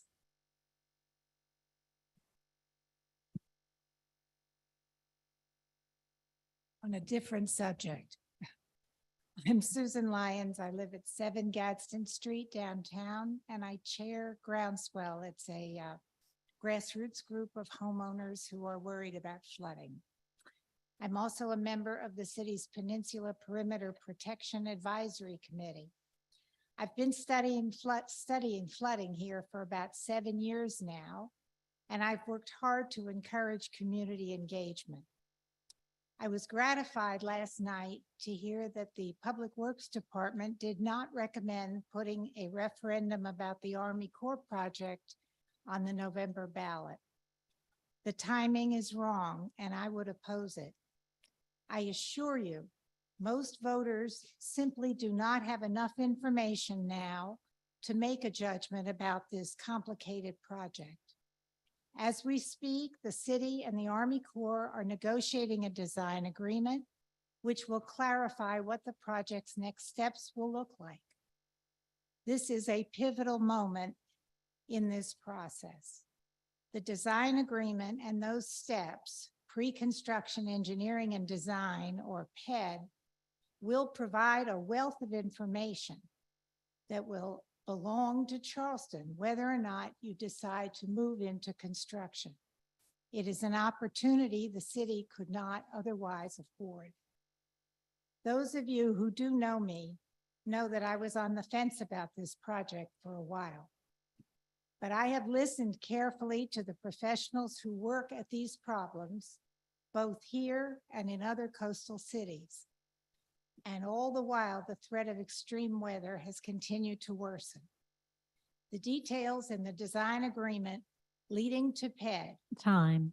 will enable Charleston to make intelligent, citizen-supported decisions about its future in these precarious times. I don't believe you would want us to vote on something we just don't know anything more about. Thank you. Tony Daniel. Mr. Officer. One of these goes to mayor. Let's see, Mr. Brady. No, I've never been talked to about anything about Fairway Drive and Harvey Road. And the one letter I got from the legal office about the closure in Country Club said that an easement had been granted. Well, an easement has not been granted because I looked up the records. and it has to be written. So there is no easement. And then when the original order went out, it said a temporary barricade. That's all that was allowed. Now, what I've got with me is I've got a constitution. I carried something like this with me my entire military career. So what I'd like to see is a sworn oath under the threat of perjury from anybody on council that would say, I swear under the threat of perjury that the roads are open. Do I have any volunteers? Mr. Brady, Mr. Seekings, Mr. Appel, are you willing to swear under penalty of perjury? Yes, sir. Well, all right, I'm addressing as a whole. Is there anybody on this council that's willing to swear or affirm that the roads in my neighborhood comply with the order as written in 1976 and that they're not closed? They have trees in the middle of them. The law says that any time during year when a public highway should be obstructed, the overseer of the district, that's you, sir, shall be forthwith cause such obstruction to be removed. It says you have to remove it. That's on the writing. I gave it to you. It's Title 57. It's the law. What are we waiting on? My dad had a stroke 3 years ago. You should be ashamed of yourself, allowing an old man that's been a citizen of Charleston, a Charleston son, that you allow to close roads illegally and you're looking the other way. Time. Rowan Emerson. And if you're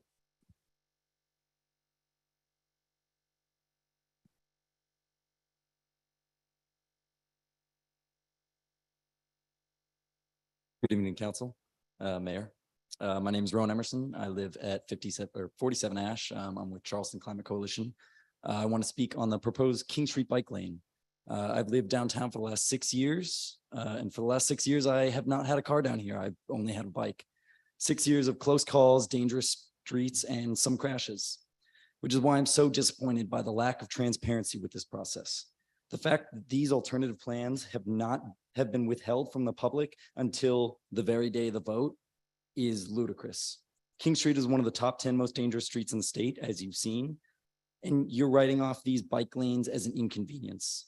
It's clearly not the opinion of the 3,952 people that have emailed council.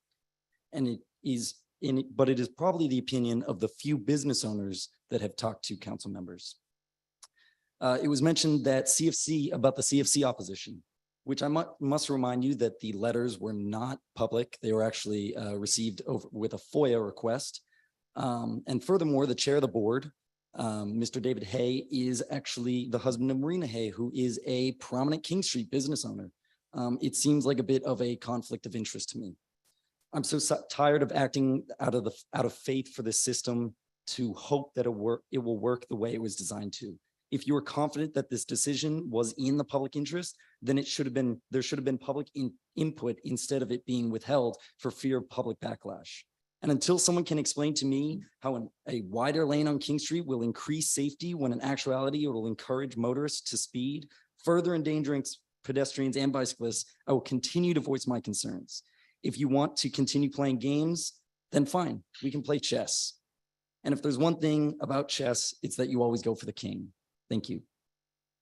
And those were all of these speakers that we had signed up. We did receive some comments online. This is just a summary of the comments received by citizens who have not already spoken. All comments were sent to City Council in full for their review prior to the council meeting. Dr. David Cole, president of MUSC, submitted a letter supporting a robust and multifaceted approach to flooding and storm surge mitigation and prevention efforts throughout the Charleston Peninsula, which included a seawall.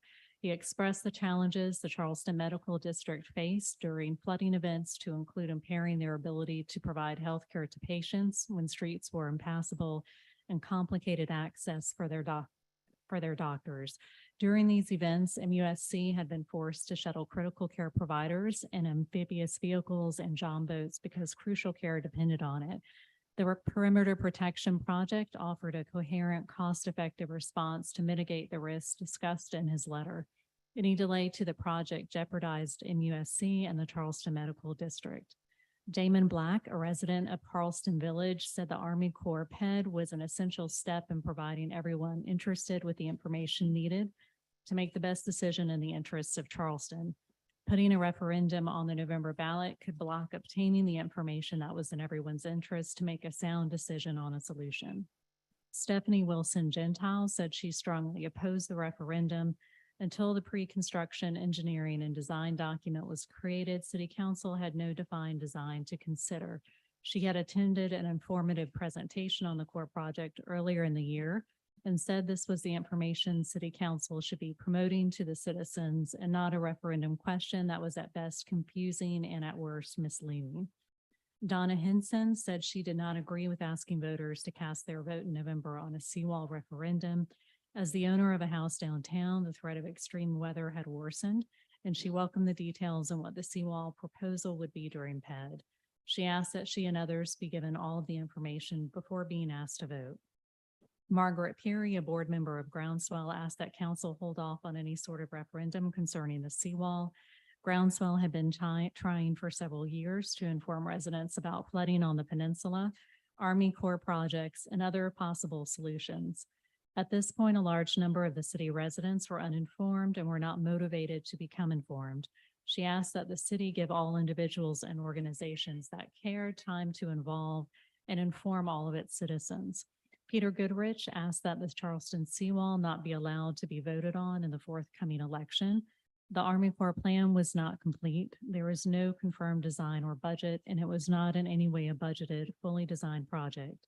Too many people would vote no, figuring that was the safe thing to do when one was not fully informed. His late wife was a founding member of Groundswell, and much good work had been done. He asked to please not allow the referendum on such a critical issue.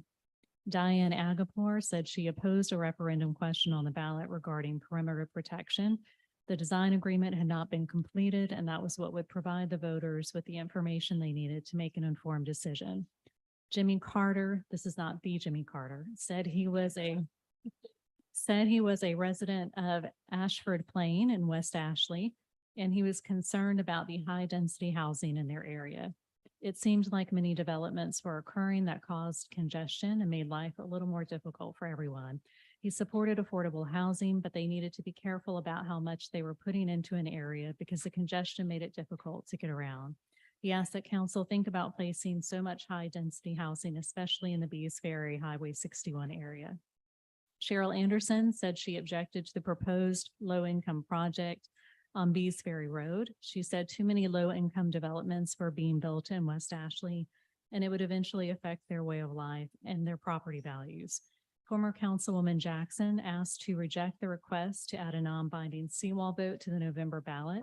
Voters put their trust in their representatives to be thoroughly informed and at work on the issues, and the scope of the design agreement was still being negotiated.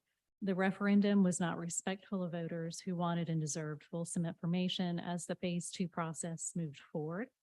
We also received a number of comments from Mr. Bryant, who already spoke during public hearings this evening, and those comments were sent to council in full. And that's all we received. That's all? Oh. Did we miss anyone? Did anybody want to be heard that got here late or wants to be heard?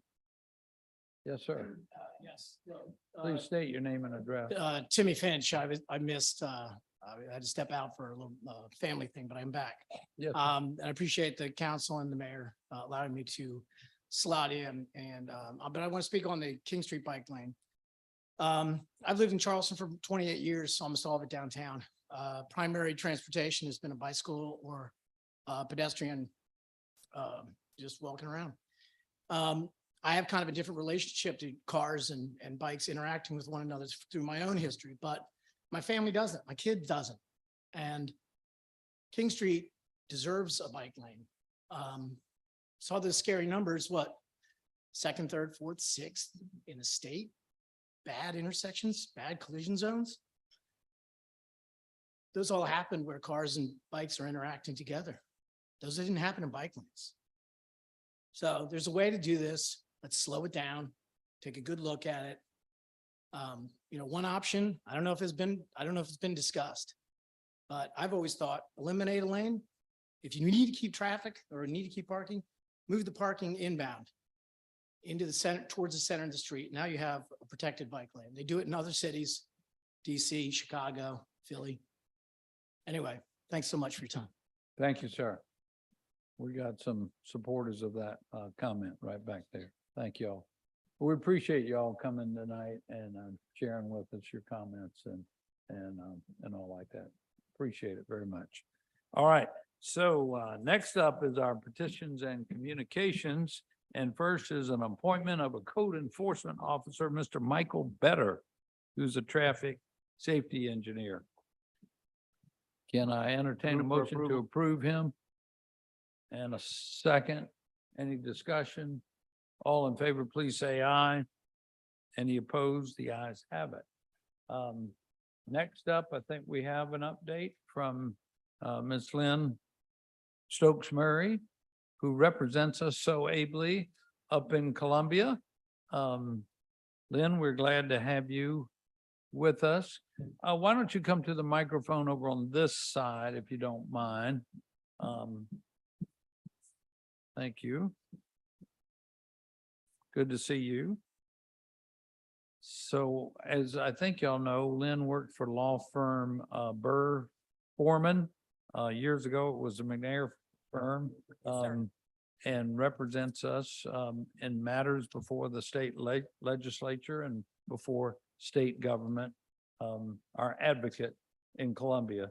So thank you for that role. And she wants to give us an update and then open for any questions. Happy to, and thank you, Mayor, for that kind introduction. Yeah. So great to see so many old friends and colleagues and the opportunity to be here with you in these august chambers in Charleston. I understand I am between you and a lot of other important things, so I'm going to be extraordinarily brief. The everything in my report is it's all complete, but I do want to touch on a couple of things and talk to you very quickly about what we think the General Assembly is going to do in 2024. So it was a banner year for the state of South Carolina, $13 billion budget. I've been around for a long time and we've never seen numbers like that before. So let me just highlight a couple of things. And then I want to talk specifically about appropriations that were made for the city.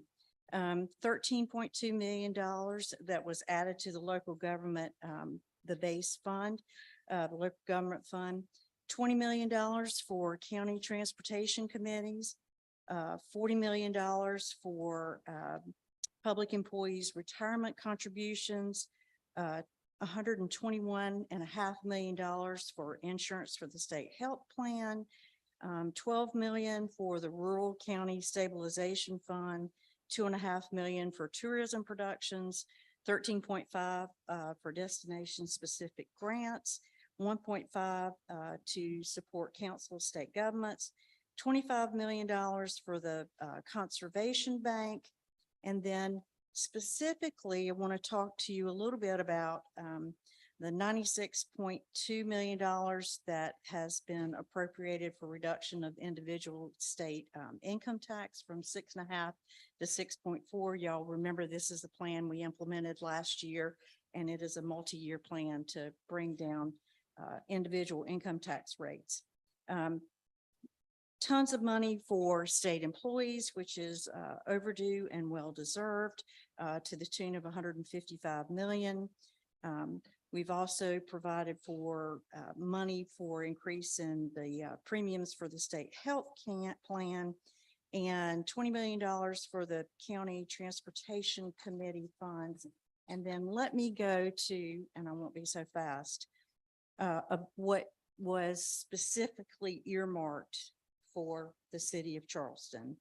So you have a $2 million appropriation coming for the DuPont Wapu drainage, for another $2 million for the Windermere drainage and outfall, $300,000 for the Food and Wine Festival, $1 million for the Explore Charleston Tourism Department, $1 million for the International African American Museum, $1.5 million for the aquarium, $300,000 for seaweed, $500,000 for Spoleto. And then I think kind of the crowning jewel that that we were excited about, in addition to the flooding issues, was the Entrepreneur Resource Center received $2.5 million. So a very banner year, I think, for the city of Charleston. And, it helps when you've got a $13 billion base to start from. So what's next? You can see the things that we touched on this year. We went all around every social issue that you can imagine. We worked on a lot of education initiatives. We passed the General Assembly passed a voucher bill that they've been working on for a long time for public funds to go to private charter schools. That's been an issue for a very long time that's been talked about. And so now, where do we go? Here's what I think you all will see. Well, let me back up and say one other thing.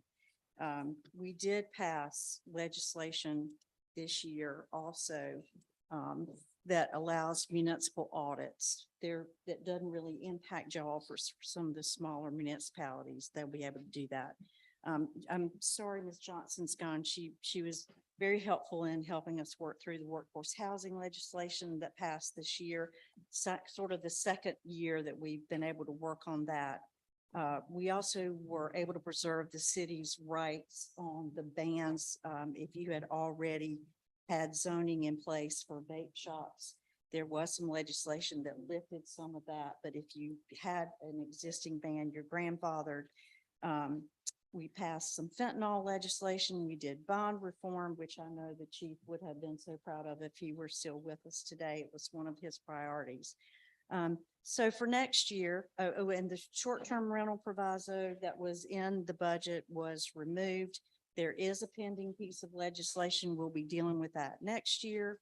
I think hate crimes is going to be still something at the top of the list. We're one of 2 states, as I'm sure y'all are so intimately aware, that it's left in the country that doesn't have a hate crimes bill. It's held up on the Senate side. We have a couple of senators that have a real aversion to passing that legislation. Hopefully over the interim, we'll find some common ground and get that done. I will tell you, your Charleston delegation has just been tremendously supportive. There's some election standardization that's coming that will provide for municipal elections for dates, voting machines, terms of office, so on and so forth, some uniformity. Tort reform will be back up next year. Workers' compensation reform, and then I think enclave annexation, which I'm sure y'all will hear more about as you participate in municipal association gathering, which I believe is in Greenville next week. Constitutional carry. We are looking at that. It has passed the House. It's pending on the Senate floor. So if you have a permit for a gun, you would be able to openly carry it anywhere you wanted to go. So I think we'll also see some more on inclusionary zoning, on affordable housing, and your favorite issue, booze pops. We continue to try to find a way to address that, but we'll have to do it statutorily. The House and Senate Republican and Democratic caucuses will meet in the fall to finalize their plans for their agendas. And we'll be sharing that with mayor staff and present that to you all, and encourage y'all to please let us know what's on the top of your mind. And thank you for the opportunity to get to spend a few minutes with you tonight. Great. Council members, do y'all have any questions? Councilmember Rappel. Ms. Stokes Murray. Hi, Lynn. It's really great seeing you as always. Just had a quick question. I think that most people would agree that maybe the 2 most dissimilar states right now in the union are California and Florida. I think most people would say that those states are, going in some opposite directions politically, but they share a very common policy set of initiatives. Both states are employing massive statewide preemption measures to get local governments out of the way of blocking affordable housing. It's actually unbelievable what's going on in Florida, in a very conservative state. Essentially, I'm brushing over the details, but they're just making it impossible for local governments to stop affordable housing projects, and it's through state designation of areas to make that happen. And California's been involved in serious preemption measures as well, because their housing affordability crisis is just unbelievable. So when you see that happening in such dissimilar places politically, it's kind of encouraging to me, frankly. And when you talk about affordable housing and some of the challenges we face and some of what we've seen in these chambers today and at other times in the past. So my question is, how many light years away are we from anything similar to that in South Carolina? Well, I don't know. It's probably the best, most truthful answer I can tell you, but I will say this, that the legislation that's been passed by the General Assembly has been very thoughtful, and it has been very vetted in terms of trying to make sure that we have community support where affordable housing is going to go, that it's not, you know, just in certain areas, but that truly that you employ affordable and workforce housing development through the Housing Authority, which has undergone some significant changes. And Mrs. Johnson has worked with us on trying to put these plans in place. I think we're a few more steps away, but it's a hard issue, as you well know. We need to have more affordable housing. We need more workforce affordable housing. How do we do that where we're not alienating relationships? So, you know, a lot left to be done, but you're right. It's a hot button. Thank you. Any other questions, thoughts, requests for next year? Councilmember Parker? Thank you, Mr. Mayor. And thank you for the presentation. 2 questions. One of the favorite, the new act, I didn't see anything about the act that that allows municipalities to approve municipal improvement districts. Help me. I'm sorry, gentlemen, help me. Is there? I know we have that, but I'm curious. Okay. All right. Thank you. So we're done. That's good. Yes. That doesn't need to be in this update. Okay. Second question, in a community development meeting, I know that we also just passed, or they just passed, obviously, use of tax dollars for affordable housing. So in one of our meetings, we discussed, how can we get more of those tax dollars? We want more of those to come back to Charleston. Sure. How can we go about doing that? Well, I think we just got to go back and share the message. I mean, you're not alone in terms of other municipalities that are looking for a larger contribution. Of course, you've got the hospitality industry that's concerned about making sure that they get their share, but the other urban areas, Greenville, and as well as Spartanburg and other cities have said, gosh, can we rethink this? And I think that there may be a willingness by the General Assembly to see how the collections come, what happens with the distribution, and if there's room to make some additional changes. So can you steer that for us? I mean, what do we do next? I do whatever y'all tell me to do. Okay. Okay. Chairman Mitchell, is that something we can bring back to Community Development Committee? And then that way direct for Foreman to take the next steps? All right. Thank you. Thank you. Anyone else? Any statewide topics you want to chat about? This is the chance. This lady's up there all the time, knows what's going on. All I right. mean, I certainly have plenty, but it's probably better off spent Feel free. separately. Feel 'cause free it's to going call to me be directly Okay. anytime. Rick has my contact information. Be happy to talk to you individually, together, committee, whatever you guys need. Sure. We'll be happy to help. So Okay, thank you thanks. again, Mr. Mayor, for the opportunity. to Yes, be with ma'am. you. Thank you. Thank you for being with us this evening. I'm on the Appreciate slide. that report. Thank you for your good representation. Yes, ma'am. So next up, we have a couple of agreements. We didn't have a public safety committee meeting. So, but these came forward from our police department. Number 3 is approval of a Myrtle Beach Law Enforcement Assistance and Support Agreement. Apparently, they came down to help during the Cooper River Bridge run, and we typically have these agreements with agencies that help us. So that's all that was about. Okay. I got a motion and a second. Any discussion or anybody want any further explanation? I see Ms. Copeland ready if needed. All in favor, please say aye. Any opposed, the ayes have it. Then in a similar way, we always keep an agreement with the College of Charleston, but I think this is for training as well.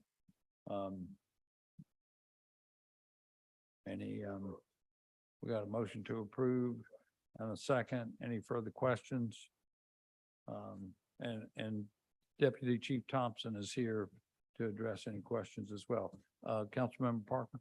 This may not relate. I really just, I wasn't sure if there was going to be a presentation or I mean, I saw the agreement, but I wasn't sure if they were going to be here for a presentation. But do we work with the veterans associations as far as some of these agreements go? Are we working with our local like FCDVA and, you know, the VA? Is this any part of it? Or is that a kind of a separate entity? For the mutual aid agreements, Yeah. we don't really call on them for very much. To my knowledge, I don't think we have any MOUs with the Veterans Authority, if that's what you're asking. Okay, and again, this may not be the place for it, but the fact that, you know, obviously veterans are offered other resources are available to them outside of some of these centers. And I was just wondering if there's, you know, there's no kind of collaboration between everyone to make sure everyone's getting the resources that are available to them. I can follow up with you on that. Okay, all right, I thanks. just don't know off the top of my head. Okay, thank you. So, Chief Thompson, this fourth one is for outside agency academy agreement with the College of Charleston. You want to give a brief explanation of that, please? Sure. The police officers in South Carolina have to get, we spend 20 weeks total. 12 weeks are, the training is held locally. That we invite the College of Charleston to send their cadets to our training academy for the 12 weeks. And then they all go to Columbia for the 8 weeks. This is just an MOU to shore that up, but we don't charge the college for anything. We just give them slots in our class. Terrific. Thank you. Any other questions on number 4? We have a motion on the floor. All in favor, please say aye. Any opposed? The ayes have it. And lastly, in agreement with the South Carolina Department of Mental Health, Charleston, Dorchester, and this is in relationship with our police department, correct? Yes, sir. We strive to have all of our officers trained in CIT training, crisis intervention training, and this is just a stipend to send someone to Detroit to get some additional training, a new member of the team. Terrific. Any, Councilmember Parker? Deputy Chief Thompson, I want to apologize. My question was geared towards number 5. Okay. I'm sorry. Okay. Any further questions, comments? All in favor, please say aye. Any opposed? The ayes have it. Thank you. And to follow up that, because I was a little confused in my head as well. Yes, part of the CIT training is to, and I won't hold up counsel tonight, but it's it's having that intervention to where, you know, the first line officer arrives, there's a mental health crisis. If it's a veteran, whatever, we're getting that training so that we're not having to wait on a hostage negotiation team to come out. They're doing it at the first line level. So that's what that training is about. But yes, the Veterans Affairs are involved in that. Yes, ma'am. Got it. All right. So we're at our committee reports now. First up is our Committee on Human Resources, Councilmember Gregory. Thank you, Mr. Mayor. The Human Resources Committee met on Thursday the 13th at 4 o'clock. Most of the information we received was just basically updates on our staffing reports, and those reports did not show any irregularities. It's consistent with what we anticipated.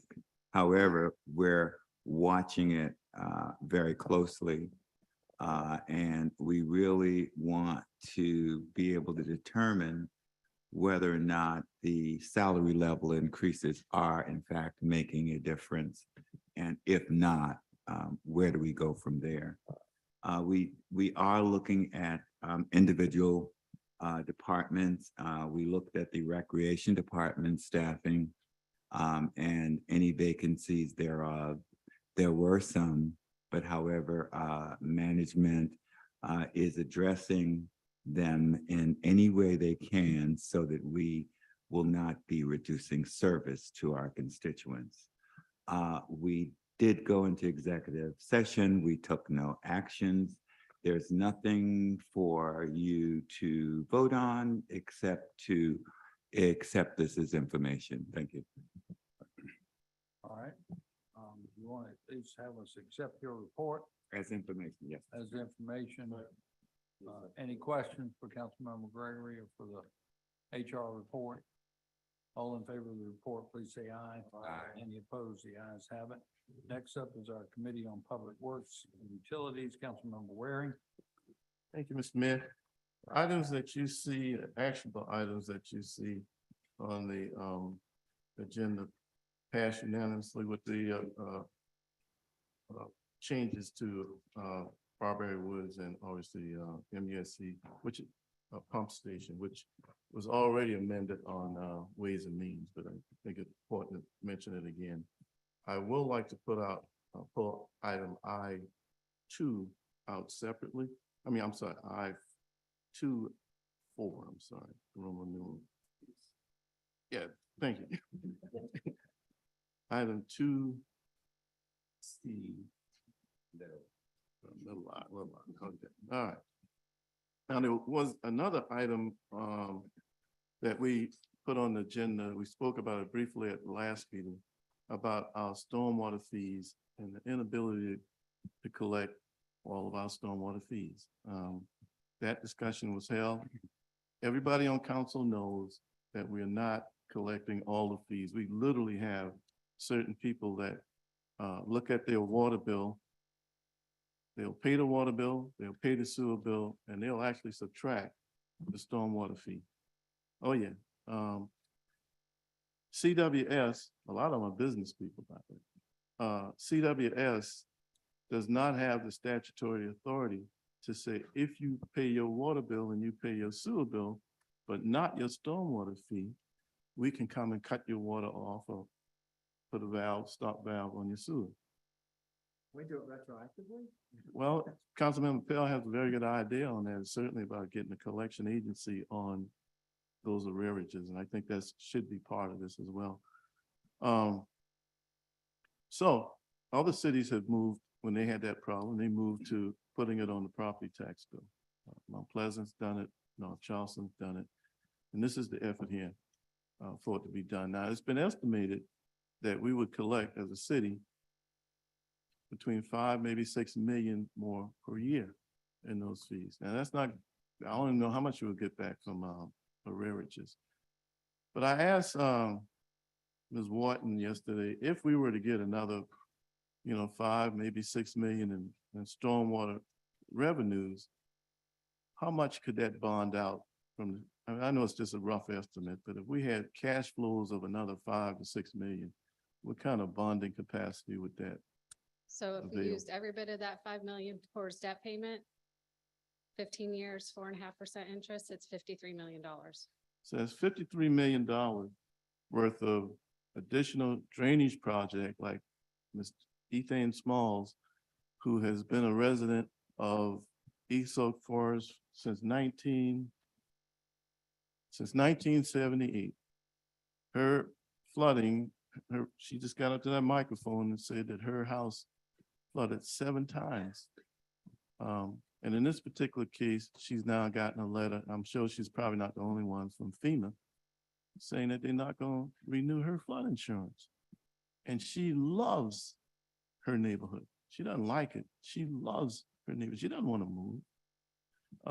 But we have a potential fix for East Oak Forest. The city has done a wonderful job with West Oak Forest, the Forest Park project. We have an $11 million project going on right now.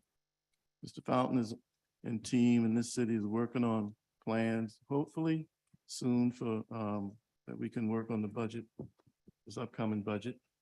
But another $50+ million in bonding capacity.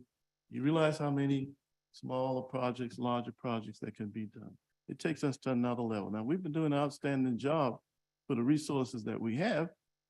Problem is, we didn't have enough resources. We've been looking on the rocks. We've been looking up in trees. But collecting what has been on the books for 20 years, the stormwater fee, greater than 20 years. for people to knowingly, and by the way, those people that, it's almost like a deadbeat dad, but it's just for drainage. Okay, when those people subtract off the stormwater fee from their water bill, water and sewer bill, those same people, when the ditches get clogged and the drain doesn't work or gets stopped up, they want us to send a vac truck over there or have Mr. Fountain send a team over there to clean the ditch, even though they're not paying their fair share like everybody else in this city. So I would hope that everybody would support the proper move, to increase the efficiencies of monies to be collected to help a city that has a fair drainage problem. So we'd have more money to do those arches and reuse those old sewer lines that already runs underneath the city, the original sewer tunnels for storage that the mayor just alluded to earlier. It's a win-win-win. So the committee passed that unanimously, and I would ask that we do the same. So that's my motion on those items, and I'll come back to the items I separated. Great. Terrific. We did have a, Councilmember Bowden wanted to ask a question or make a Okay. comment. Sure. I just want to make a comment as I was coming through this very nice report that we were given. There's a Senate bill pending in the Senate Finance Committee to limit the amount of stormwater fees that we're able to collect. So it would behoove us to act promptly. I think on making sure that we're getting everything we're owed and finding out where that puts us.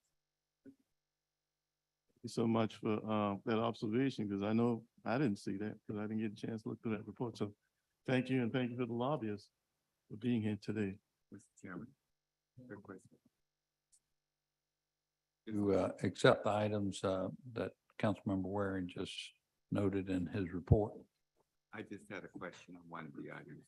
We'll move for approval in a second. There was motion on the floor already. I apologize. Councilmember Gregory. Yeah, included in this, will the collection folks, vendor be hired to collect these fees? Is that a part of this motion? What I'm trying to find out. Good question, Mr. Fountain.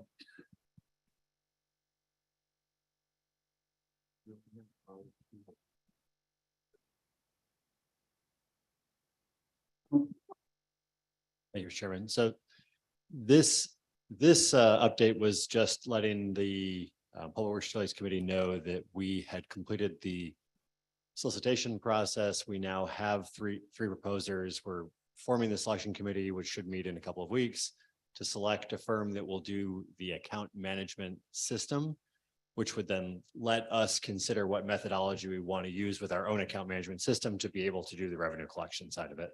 So we have more options, but it isn't a package to do the billing at this point. Thank you. Right. All right. Any other discussion on those items? Councilmember Parker. Thank you, Mr. Mayor. Mr. Chairman, I just want to play devil's advocate a little bit. I cannot believe the sophistication it would take to know that you cannot pay that aspect of your bill. But that's a whole nother level. I'm in full support of this and want you to move forward with this, but I am curious, do any of these folks, is there a ditch maintenance or a maintenance issue as to why some of these folks are not paying that fee specifically, or they just are aware that if they don't pay it, they continue to have? Yeah, I think they're aware, and then one person tells the next, and another business person tells the next, and it's just Okay. bad. Okay. All right. Any other Councilmember Bell. Well, I was just gonna say, I mean, you don't pay your federal income taxes, you're going to jail. You don't pay your property taxes, you're losing your property. There's no, I think that we got to tighten this up, and I can't applaud Councilman Waring more for bringing this forward. It's a wonderful idea. We're leaving money on the table, and we don't have that luxury in this city, given what we're dealing with. So all full steam ahead on this. Amen. All right. Any other questions, comments? All in favor, please say aye. Any opposed? The ayes have it. We look forward to picking that consultant who's going to make a recommendation to us on which way to go. Thank you. Thank you, Mr. Mayor, for your support on that as well. Now to the item that I separated was an item that we've all seen in the newspapers. I have put forth the question of, and I put it to the committee, of having a non-binding referendum on the question of whether we should build a storm surge wall around the city of Charleston. Can those words be tweaked? Certainly they can. I put that forth to the committee. We had a hearty discussion.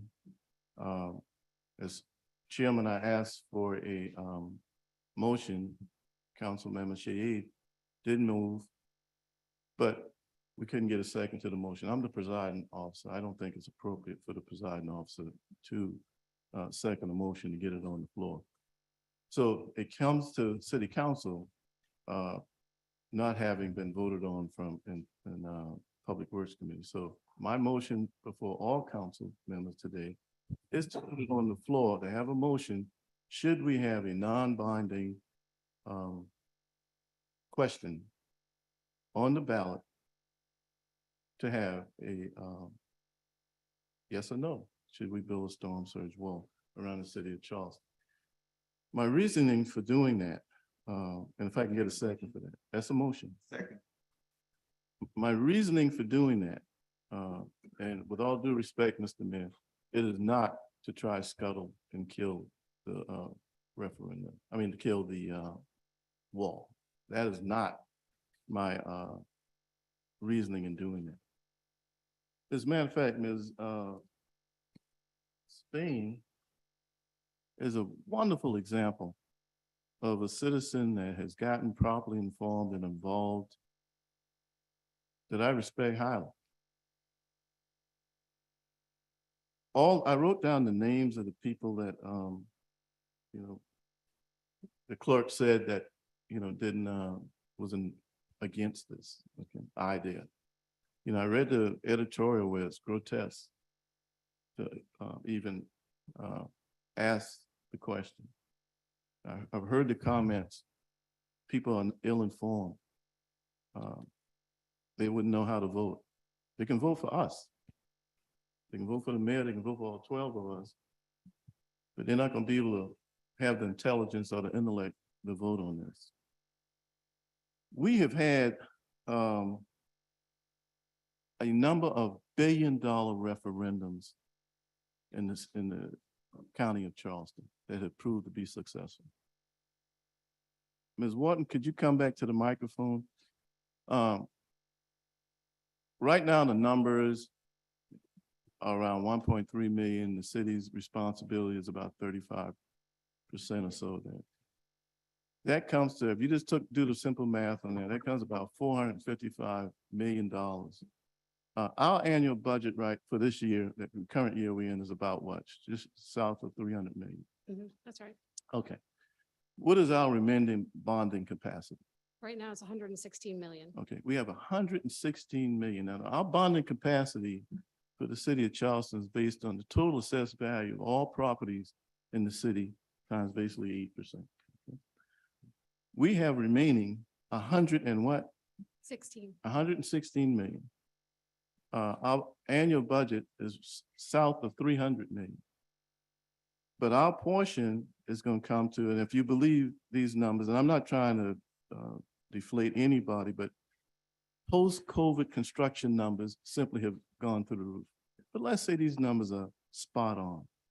We're going to have to raise the better part of $500 million that this city, which was founded in 1670, has never done before.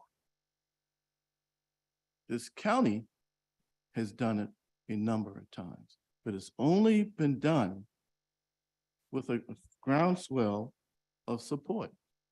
We are not going to be able to fund this by keeping people in the dark. These people that turned out for the bike lane were not kept in the dark.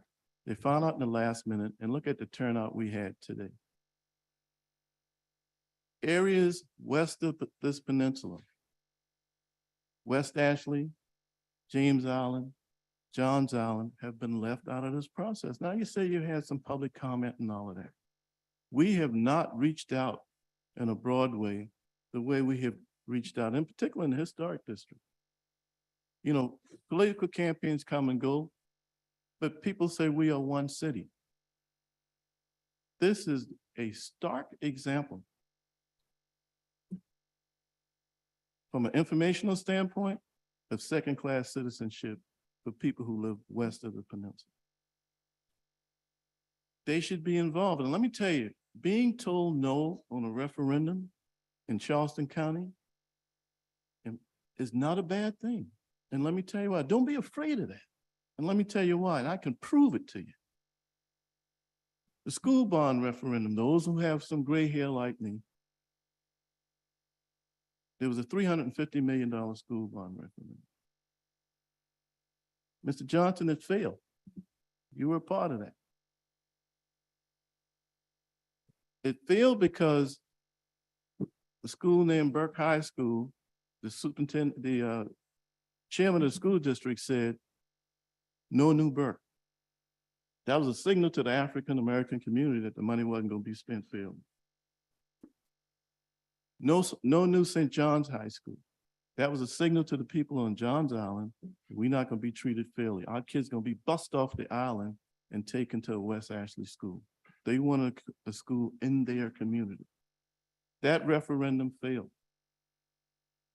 That negative aspect, the stakeholders who put the $350 million referendum together reached out to the people to say, why did you vote against it?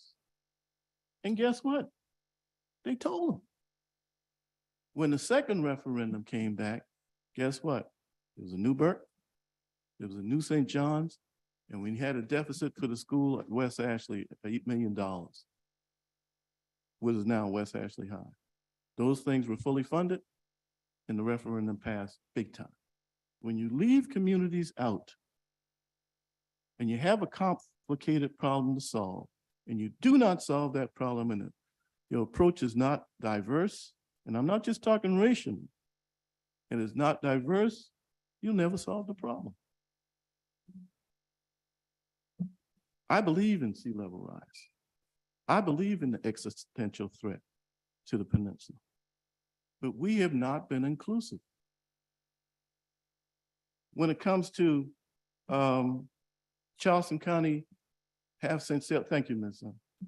Wharton. When it comes to the half-cent sales tax, the first half-cent sales tax, again, Mr. Johnson was a stakeholder around the table who helped put together the strategy with the private sector, the city of Charleston, the city of North Charleston, the county of Charleston.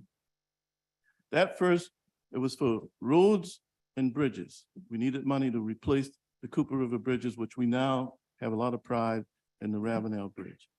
That first bond referendum failed. Okay? And it failed because we had no provision for green space. And God bless Dana Beach and his team and his organization. The environmentalists raised up and said, if you don't put green space to protect, frankly, growth in this community, we won't support it. And it failed. When it came back, green space was a part of it. The second time, it passed, but a gentleman who was against it took it to the Supreme Court and won. The county had a list of projects and they passed it out in the polling places. The gentleman said that was unfair, and the courts agreed with that. Had to come a third time for the $1.2 billion referendum, of which the match for, at that time, $600 million for the Ravenel Bridge was a part of it. It passed overwhelmingly with the green space being involved.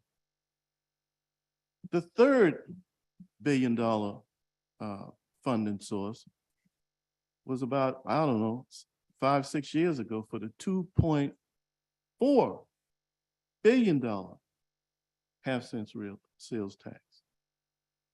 It passed overwhelmingly. You know why? It was for roads, bridges, green space, both urban and rural. We wouldn't think about coming back with a half-cent referendum for roads and bridges without including green space, and we shouldn't. We were taught that by the environmental community. Respect. I You to wrap understand. up. I'll ask my colleague for a vote. Because that certainly the articles that were crafted compliments to the articles that have been crafted in the newspaper is designed to silence our community on this subject. All we're asking, we're not asking to fund it. We're not asking to design it.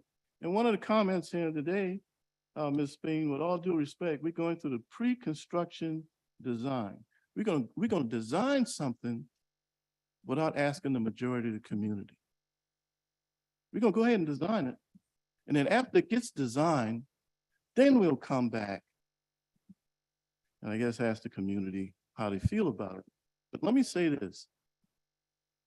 The reason I asked Ms. Wharton to come forward and tell you our bonding capacity is because the articles in the newspaper about the wall, when it comes to financing, the city's answer has been TBD, to be determined.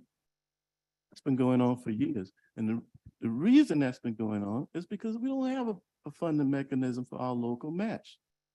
To get the funding for a local match, it is probably going to involve a referendum. Now, and even if it's just a citywide, can we have a vote that I can get a few more minutes? You know, I understand your position is against this, and you will get a chance to speak, and you will have more than 10. I'll have 10 minutes as well. Well, You've had you 12 already. violated If all the council time. would like to extend the debate to everyone tonight, that's If fine. you give me I got another all night. 3 minutes, I'll be finished. Okay. Do we have concurrence? If we're gonna break the rules, I'd like. to Okay, have- I'll yield and I'll have a second chance to speak. Yes, sir. Thank you kindly. Would anyone else like to be heard on the matter? Councilmember Gray. Thank you, Mr. Mayor. I've read the articles in the newspaper. I'm familiar with the positions. I'll just say that my professional background would say this is an incredibly complex issue. I can barely understand it. The Army Corps of Engineers latest report, I think, is something like 750 pages long. We cannot expect, yeah, there you go. We cannot expect voters to read that and fully understand what it means and the impacts on our city. That's what they elect us to do. I'll say that the biggest issue I have with this, though, is that we are spending significant amount of money on the comprehensive integrated water plan. And that comprehensive integrated water plan is going to look at all the stormwater projects that we've got on the books in conjunction with this wall. What do we call it? The Perimeter protection. Protection, sorry. I'm as skeptical about this project as anybody else, but I do think that we need to use the money that we've already allocated for this comprehensive integrated water plan to make sure that all of these different pieces of our stormwater infrastructure work together. There's a potential that what comes out of that comprehensive integrated water plan could result in a less significant perimeter protection. It could mitigate what we have to do in the city for projects such as Calhoun West.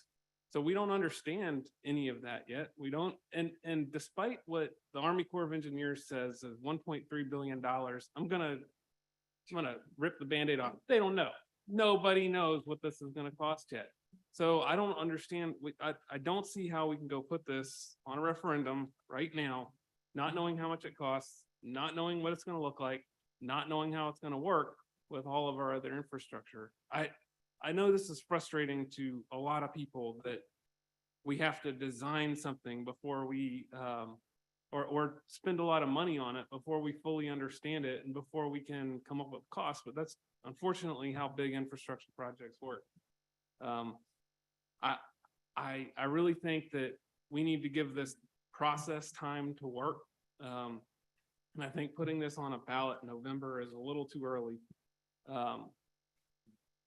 I'll yield the rest of my time. Thank you very much. Can I make a point of order with a question, please? Yes, sir. Are we debating and taking up the question of whether or not to put this up for a vote and then debate it, or are we debating the question of Oh, the substance of it. Because I think Councilmember Waring has asked first off for a vote to put it up for a vote. And then we would debate that. oh. I just want to make sure we all Okay. understand what we're Just debating. just as a point of order on top of all that, and I think that's right. Under our rules, I don't think we have time to even come up with an ordinance to put this on the ballot. Is that right? I mean, this would have to, we would have to come back with an ordinance next have to meeting, and then special we would, Right, you have to have a special meeting. You're right. We'd have to have a special meeting. You're right.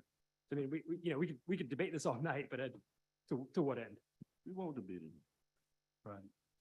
So, back to Councilmember Seeking's point of order. Would you repeat that again? Just, I want to make sure I know where we are procedurally. I believe the first order of business is that Councilmember Waring has asked this body to put this on the agenda tonight because it didn't get a vote out of committee, to then take up a debate to vote on whether to move forward with a Okay. referendum So the Right. motion is just to put the consideration of it on our and agenda. potential action Correct, on the agenda correct. for this evening. And it's not on the agenda now. So he has made a So- motion to put it Coming on the from- agenda. Coming up from a committee report. I see. I mean, are we getting into FOIA issues now with 2/3 votes? And I'm just confused by, Yeah, I'm gonna ask council to come forward. You get where I am, right? Julia? I think what you're asking is, are you asking to amend the agenda to include this as an action item at this moment? Is that what I'm hearing? Or are you asking to vote on a matter that failed in Public Works? It's the latter. The latter, okay. Because I think we do have some procedural and timing issues that we have talked about before, and that is procedurally. So we recently adopted 2-24, okay, talking about how to create an ordinance to bring it to the floor of council. If this had passed Public Works last night, it would require a 2-week cooling off period. And then it would have to come to the next regularly scheduled meeting. So that's our first hurdle. If we move to amend the agenda tonight, I don't think, based on this rule, we could put it on the floor tonight, amending the agenda as an action item. It would have to come to another council meeting after vetting by another committee, a standing committee. So procedurally, I don't know if we can make it to the August 9th deadline, because that would require, I'm not really sure how we would make that work, to be honest with you, because 2-24 makes it logistically impossible for us to get that done, because we don't have an action item coming out of Public Works. Why, thank you. This is a rare occasion, Councilman Waring. I will take it. I actually, so I guess I can't make that motion. I withdraw my motion.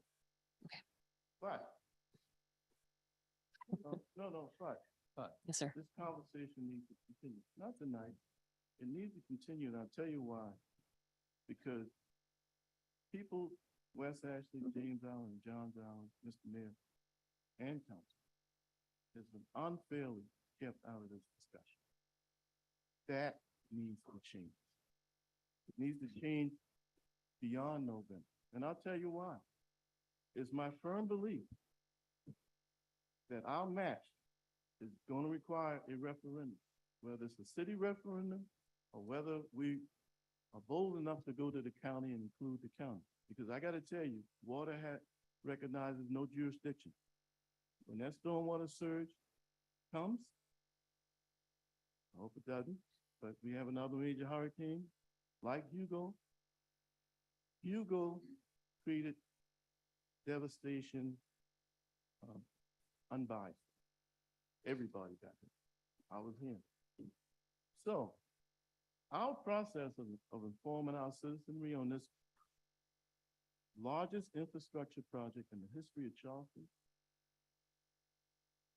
if we are perceived as being dishonest and withholding information, when that binding referendum does come, it will fail.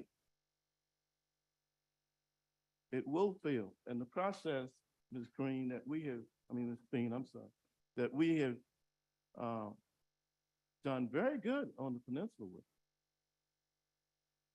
people, West Ashley, James Allen, Johns Allen, will not vote for it. Now, I guess you can say I'm the great predictor with the goal, but all I can tell you is if you go off of our past history in this county with referendums, when sections of the community were left out, 100% of the time, those referendums failed. Not almost, 100% of the time. So our process going forward should be, I'm up for reelection. I want people to ask me about the perimeter wall. I want people West Ashley. I want people like Ms. Smalls to say, well, how's that going to affect me in East Oak Forest? I'm already flooding. If the water deflects off of the wall, where does it go? That said, I would hope somehow our process going forward will inform our citizenry on this major piece. We don't need to keep it a secret. We need to be challenged on the challenging questions so they can be answered and made better. Thank you, Mr. Mayor. And I appreciate council for the indulgence that you've given me on this. Thank you. Yes, sir. Thank you, Mr. Ware. Councilmember Parker. Thank you, Mr. Mayor. Understand we don't have a motion on the floor right now, but I think It's withdrawn. what's that? You withdrew it. Right. There's no motion on the floor. So, but let's continue the conversation reasonably for a little bit. Councilmember Parker. Are we continuing the conversation?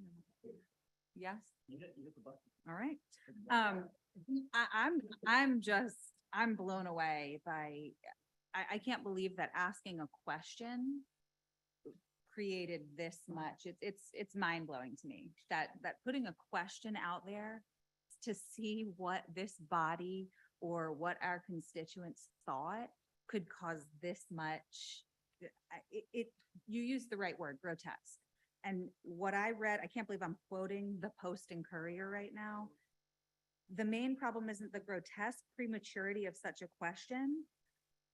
Of asking our voters how they feel about something, how is that a grotesque, premature?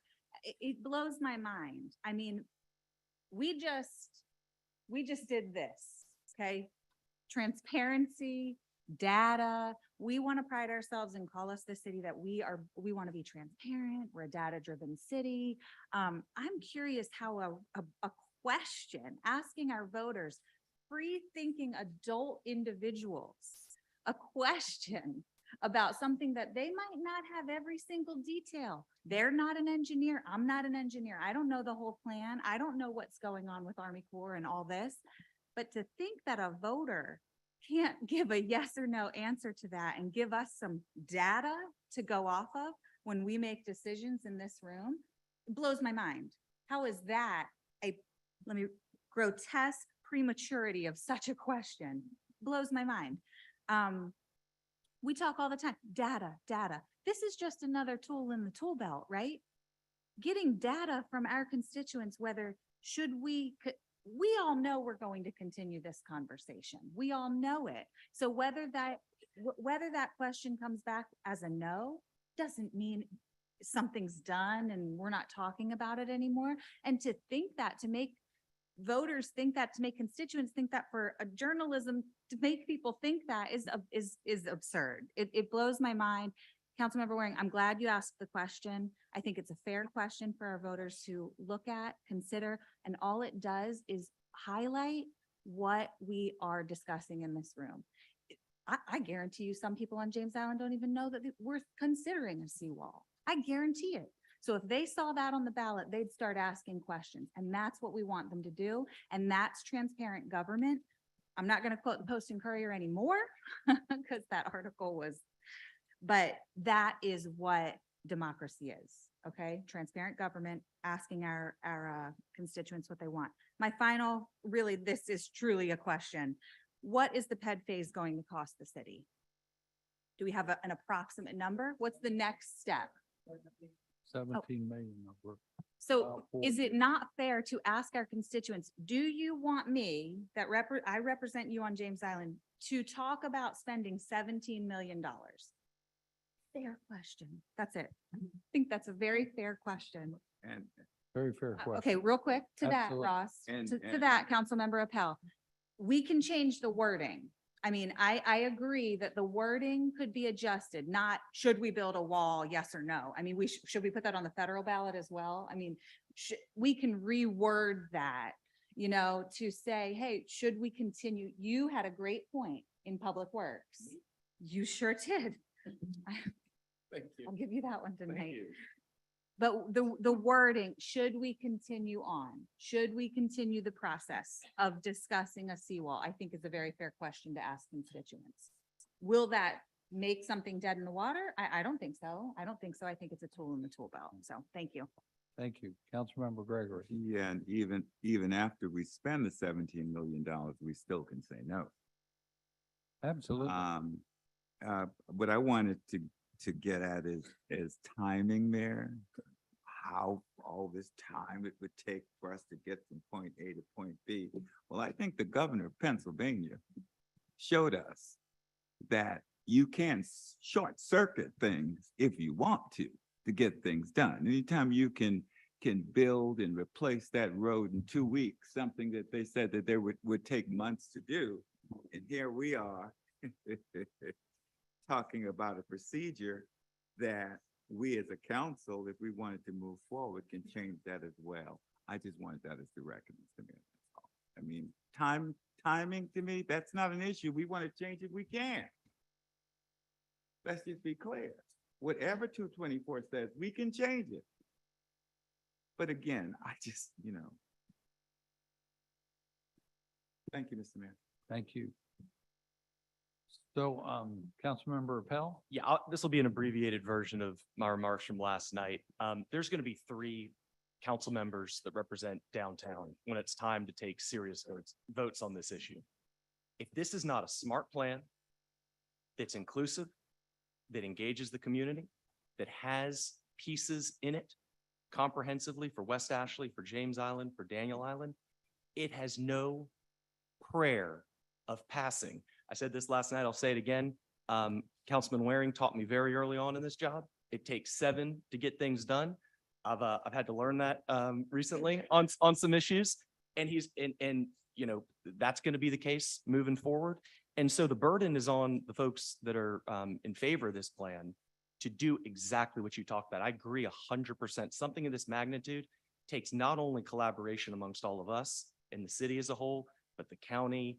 I think the state's going to have to get involved before it's all said and done. That's all guaranteed, locked in already. I mean, that's just the brute facts of the political dynamics surrounding this issue.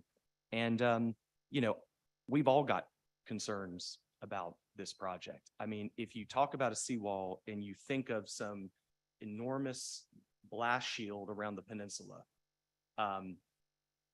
that's obviously not going to fly. That doesn't have any support on council. Okay. I don't think the mayor supports it. I don't want to speak for him. I don't think anybody supports that. We've got the federal government coming to the city of Charleston offering to participate and help fund an infrastructure project to a significant magnitude. All we're talking about is just playing that process out a little bit further so we can do the absolute best we can to make something materialize that fits Charleston, that works for Charleston, that incorporates the entire city into the process. And if we can't get there because of federal bureaucracy or some other issue, it ain't gonna happen. It just isn't gonna happen. There was legislative changes up in DC last year that, as I understand it, gives the Army Corps some flexibility to incorporate some, nature-based solutions and things that are not so purely storm surge related. I'm interested to see how that plays out. Maybe we'll still be facing some, insurmountable bureaucracy. And if that's the case, we can say, and we can hang our heads high that we tried, we went down the path of confronting an existential crisis to downtown. And if it comes up short, we can at least say we tried, but to retreat before we've even gotten to the point of knowing what we're talking about, I think is premature. But all of the sentiments that you've expressed today, Councilman Waring, I'm not a supporter of the referendum idea, but everything you've talked about regarding collaboration, engaging the community, if this has to go to a referendum to fund this, and it will, there better be projects for West Ashley on that referendum and James Island, et cetera, because it ain't gonna pass if it doesn't. I mean, that's just reality. I think the examples you gave were very, very on point, and I think we should learn something from it. Doesn't have to be in a referendum form, but I appreciate you bringing this up. Sure. Your comments. How do we do a better job at informing our city on this project going forward? Now, we've had a good conversation today, and we're gonna get out of here with the daylight still up, so. But that said, we can't keep doing it the way we've been doing. So that answer is not gonna come today, but we don't meet for another month.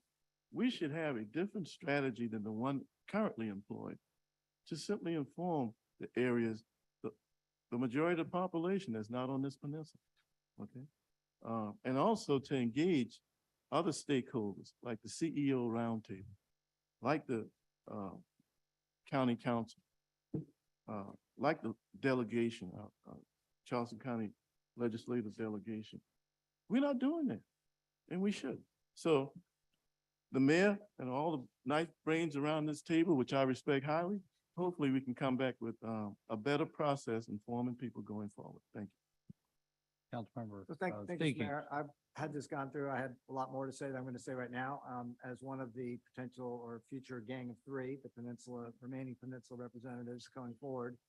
Obviously, this is a huge deal. And in answer to Councilmember Waring's question, there's a number of ways to do it, but the most effective way, in my humble opinion, and I think the people who live in District 8 will tell you, is to get out there and talk to them about it. And, you know, when you're Get out there and what? get out there and talk to them about it. Yeah. I mean, I can tell you, I do a good number of meetings inside District 8.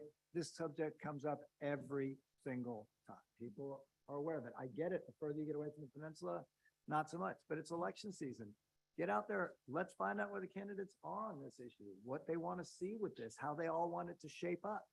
You know, formulate your opinions and go forward. I totally agree with Councilmember Appel. And the first comment I was going to make tonight was, and Councilmember Boyd already said it, but I don't think there is a bigger skeptic on this council than me about this project. I'm a skeptic. I've been from day one.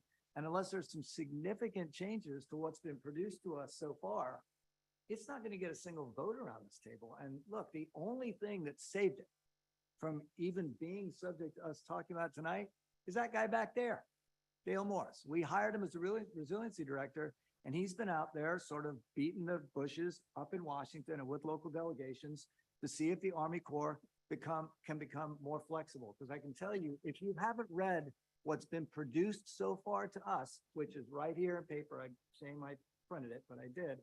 It's some crazy stuff. I mean, with all due respect, it really is. All you've got to do is read the executive summary. All you got to do is read the executive summary. I mean, I did it again tonight, just made a couple of notes to myself.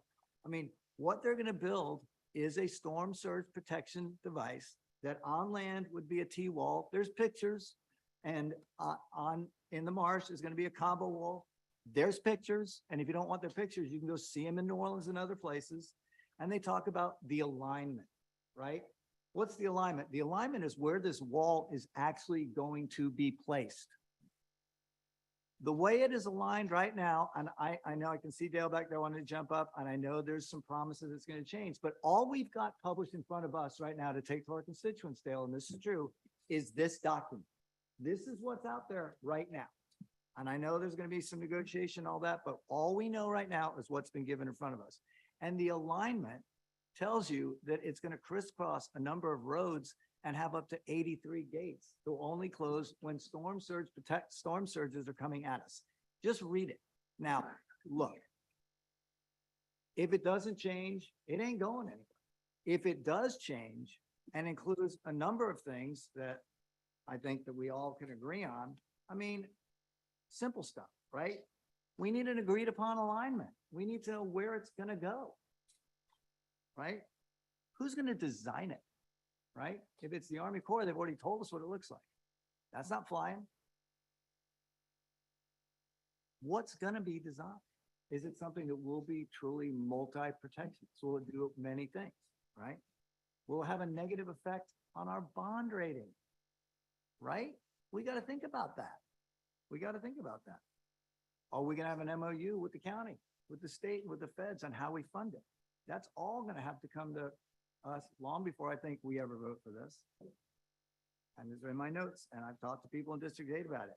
There's got to be a dollar for dollar understanding for Army Corps and other projects around the city. We can't suck everything off into one project. One of them, of course, is in the city, and that's Calhoun West. That's got to go.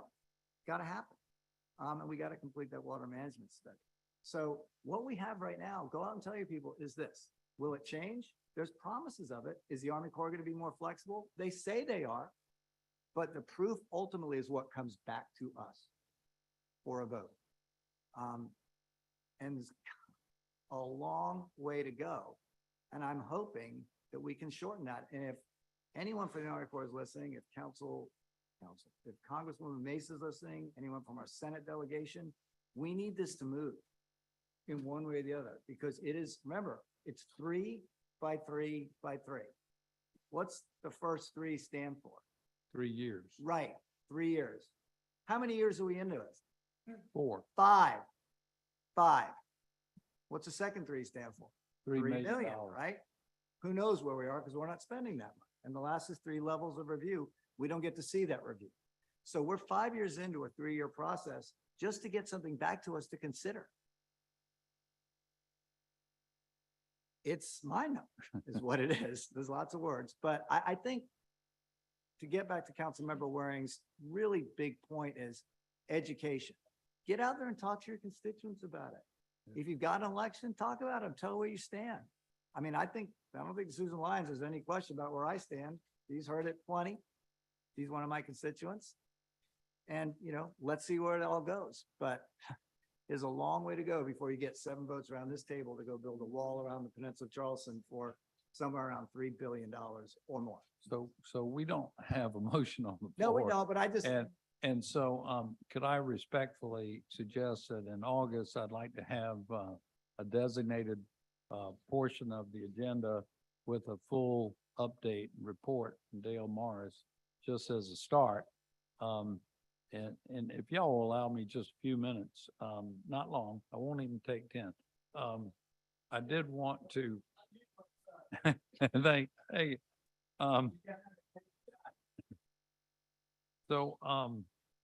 Dale will do so much better than I could, even updating where we are to date. So you're right, 3 by 3, it became almost a 4 by 4.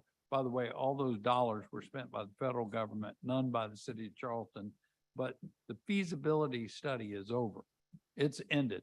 So we're just kind of in this interim period right now where we will be bringing to council later this year, before the end of the year, a proposed PED agreement between the city and the federal government, the Corps of Engineers, to move on to that next phase. So one thing to note about the end of the feasibility study, accepted by the federal government and authorized by the United States Congress as part of the federal budget just prior to the end of the year. And I fully concur with Councilmember Waring that sea level rise is real. It's happening. Storm surge, we've seen it in the last 8 years, and back to Hurricane Hugo, we expect it to happen again.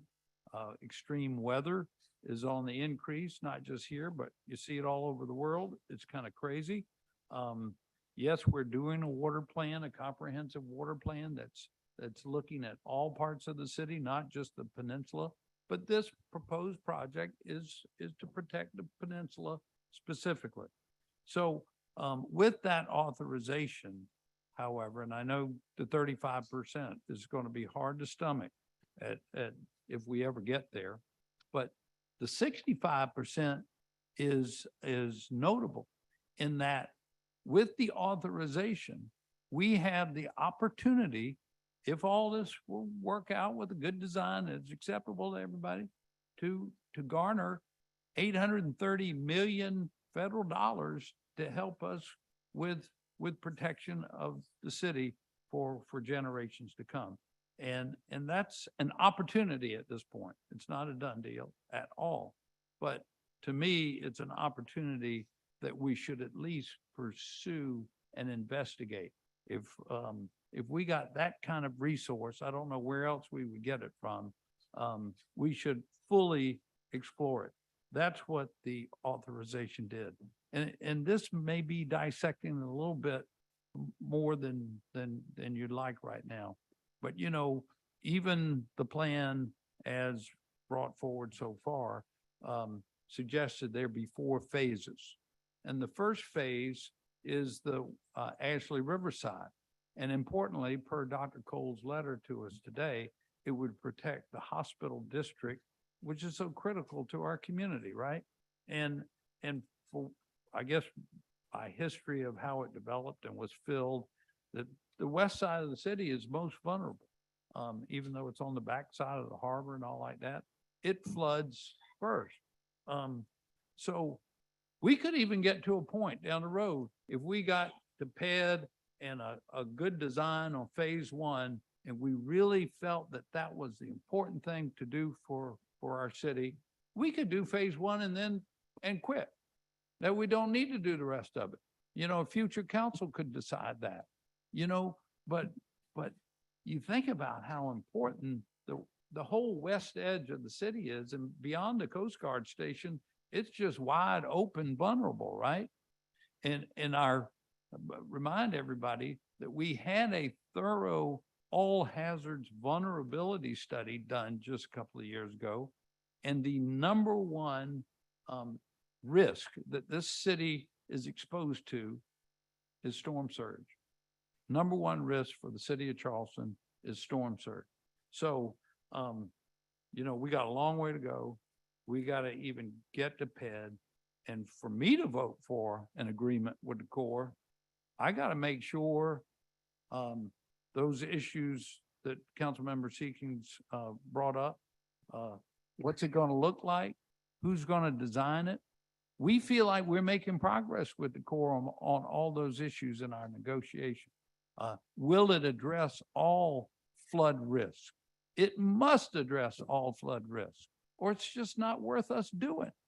So we got a long, long way to go, and we'll start next month with a full update from Mr. Dale Morris. But I agree with you, Councilmember Waring. We need to up our game on the communication of this thing.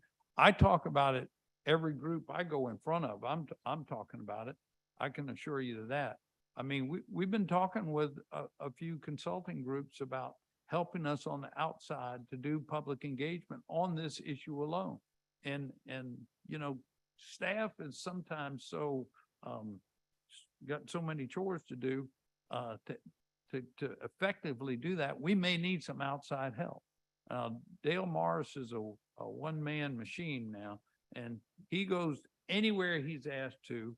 He's been to any neighborhood, any group where 2 or 3 will gather. Dale Morris will go there, and he'll give them the full scoop on what's going on with this project from start to where we are right now and what we've got to do in the future. And you know, multiplying him, maybe we could clone Dale Morris and send them out to every citizen in the city. But we got to figure out a way to do a better job. I agree completely, because when we get to that point, if we get past PED and have a design that's acceptable to our city, we're going to have buy-in from our citizens citywide in order to make this happen. But again, I just look at the reality of sea level rise, storm surge, the need for addressing all flood risk. And given where we are right now, in my view, we'd be foolish not to pursue the opportunity. I'm not saying that we don't have a long way to go to get there. Thank you. We'll put you on the agenda for next month, Dale. All right. Next up is our Committee on Special Facilities, Councilmember Shealy. Thank you, Mr. Mayor. Special Facilities Committee met Thursday, July 6th at 4 o'clock. Our Special Facilities Director, Romaine Hayward, gave us an update. All special facilities are running well. There's nothing to vote on. So, and that is the extent of my report. Thank you, sir. Appreciate that. Attaboy. Winner. Next up, our Committee on Traffic and Transportation, Thank you, Mr. Councilmember Seeking. Thank you, Mr. Mayor. The Committee on Traffic and Transportation met this afternoon at 3 o'clock.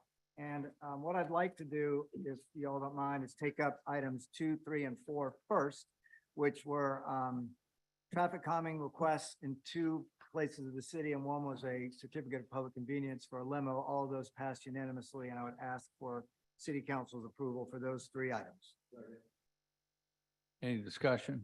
All in favor, please say aye. Aye. Any opposed? The ayes have it. As to item A1, which is the Municipal State Highway Project Agreement, otherwise known as the Road Safety Audit, which also became the King Street Bike Lane tonight. What I would like to do is this. I would ask my fellow council members to allow a motion to defer that matter through August 9th.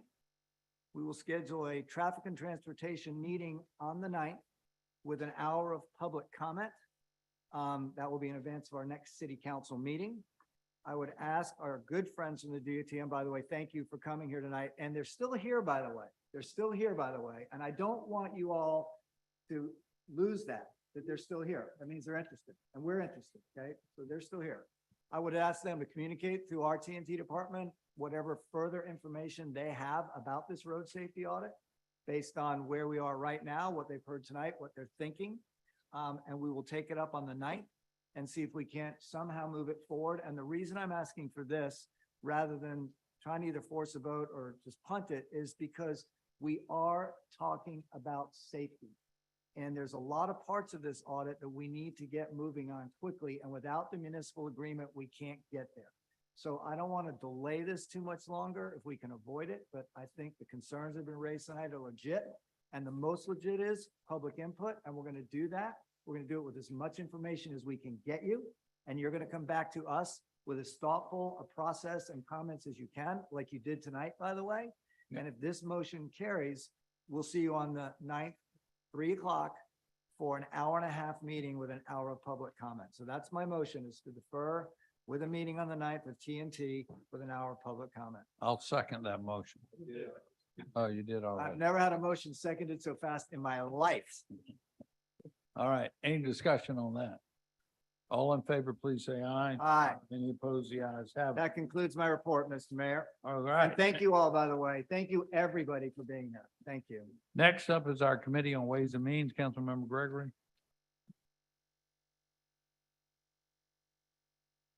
As amended. That's correct. And we got a second on that. And is there anything else to hold out?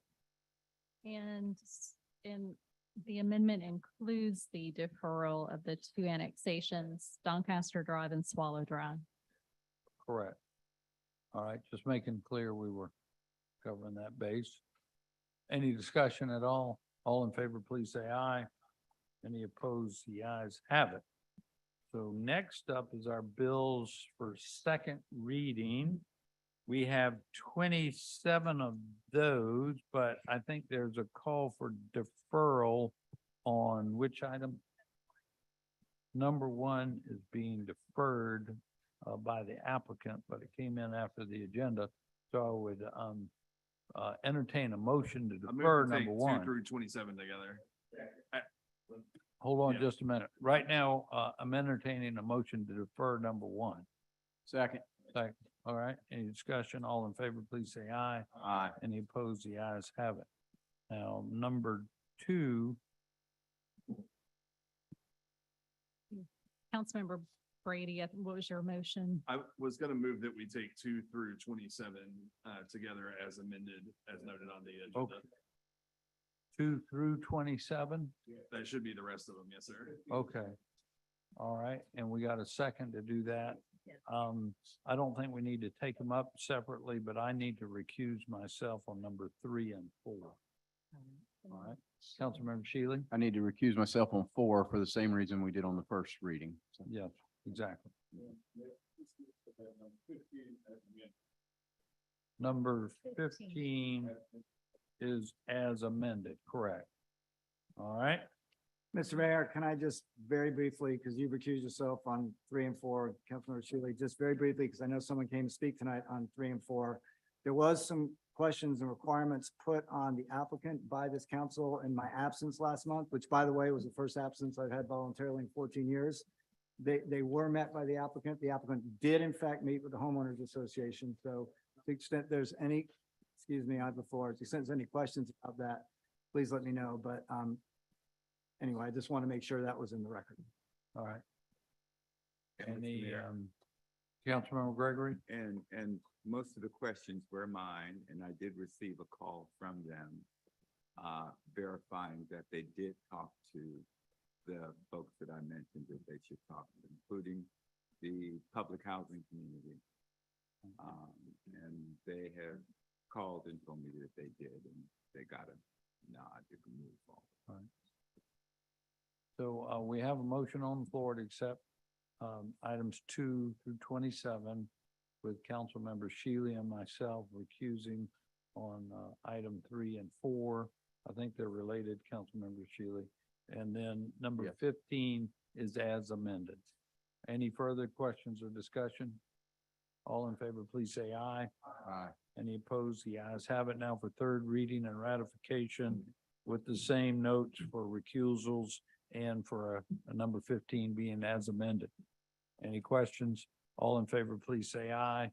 Any opposed? The ayes have it. So I don't think we had any bills up for first reading, y'all. Technically, I'm supposed to sign all these 27 things while we're in session. So I'm going to get to work here, but I got a long last name. So who would like to have a soliloquy on some topic? Well, I have one, Mr. Mayor. We're still in session, please. Order. Councilmember Waring. I just opened a letter from St. Andrews PSD that went to Chairman Shea, as you know, Chairman of the West Ashley Revitalization Commission. I'm sure you all got a letter from them as well. Can we get an update from legal at the next meeting on, we have this reimbursement differential with St. Andrews Public Service District, where when we annex a piece of property from St. Andrews, we pay them at the millage rate, which is 50% higher than our millage rate. Now, we actually sent a letter because that agreement is supposed to, I think, terminate in September of this year. So can we get an update on any progress on that or where we are on that in August, so we'll know what action we need to take in September? Thank you very much. All right. I wanted to say something. Who did? Appel. Councilmember Appel.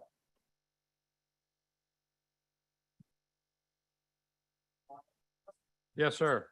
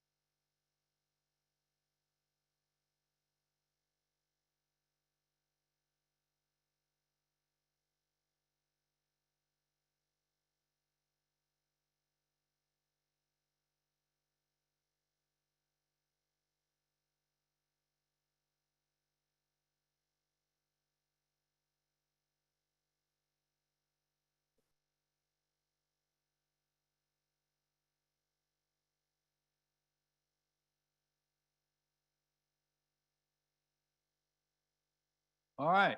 Any further business to come before us this evening? Hearing none, we stand adjourned. Thank you.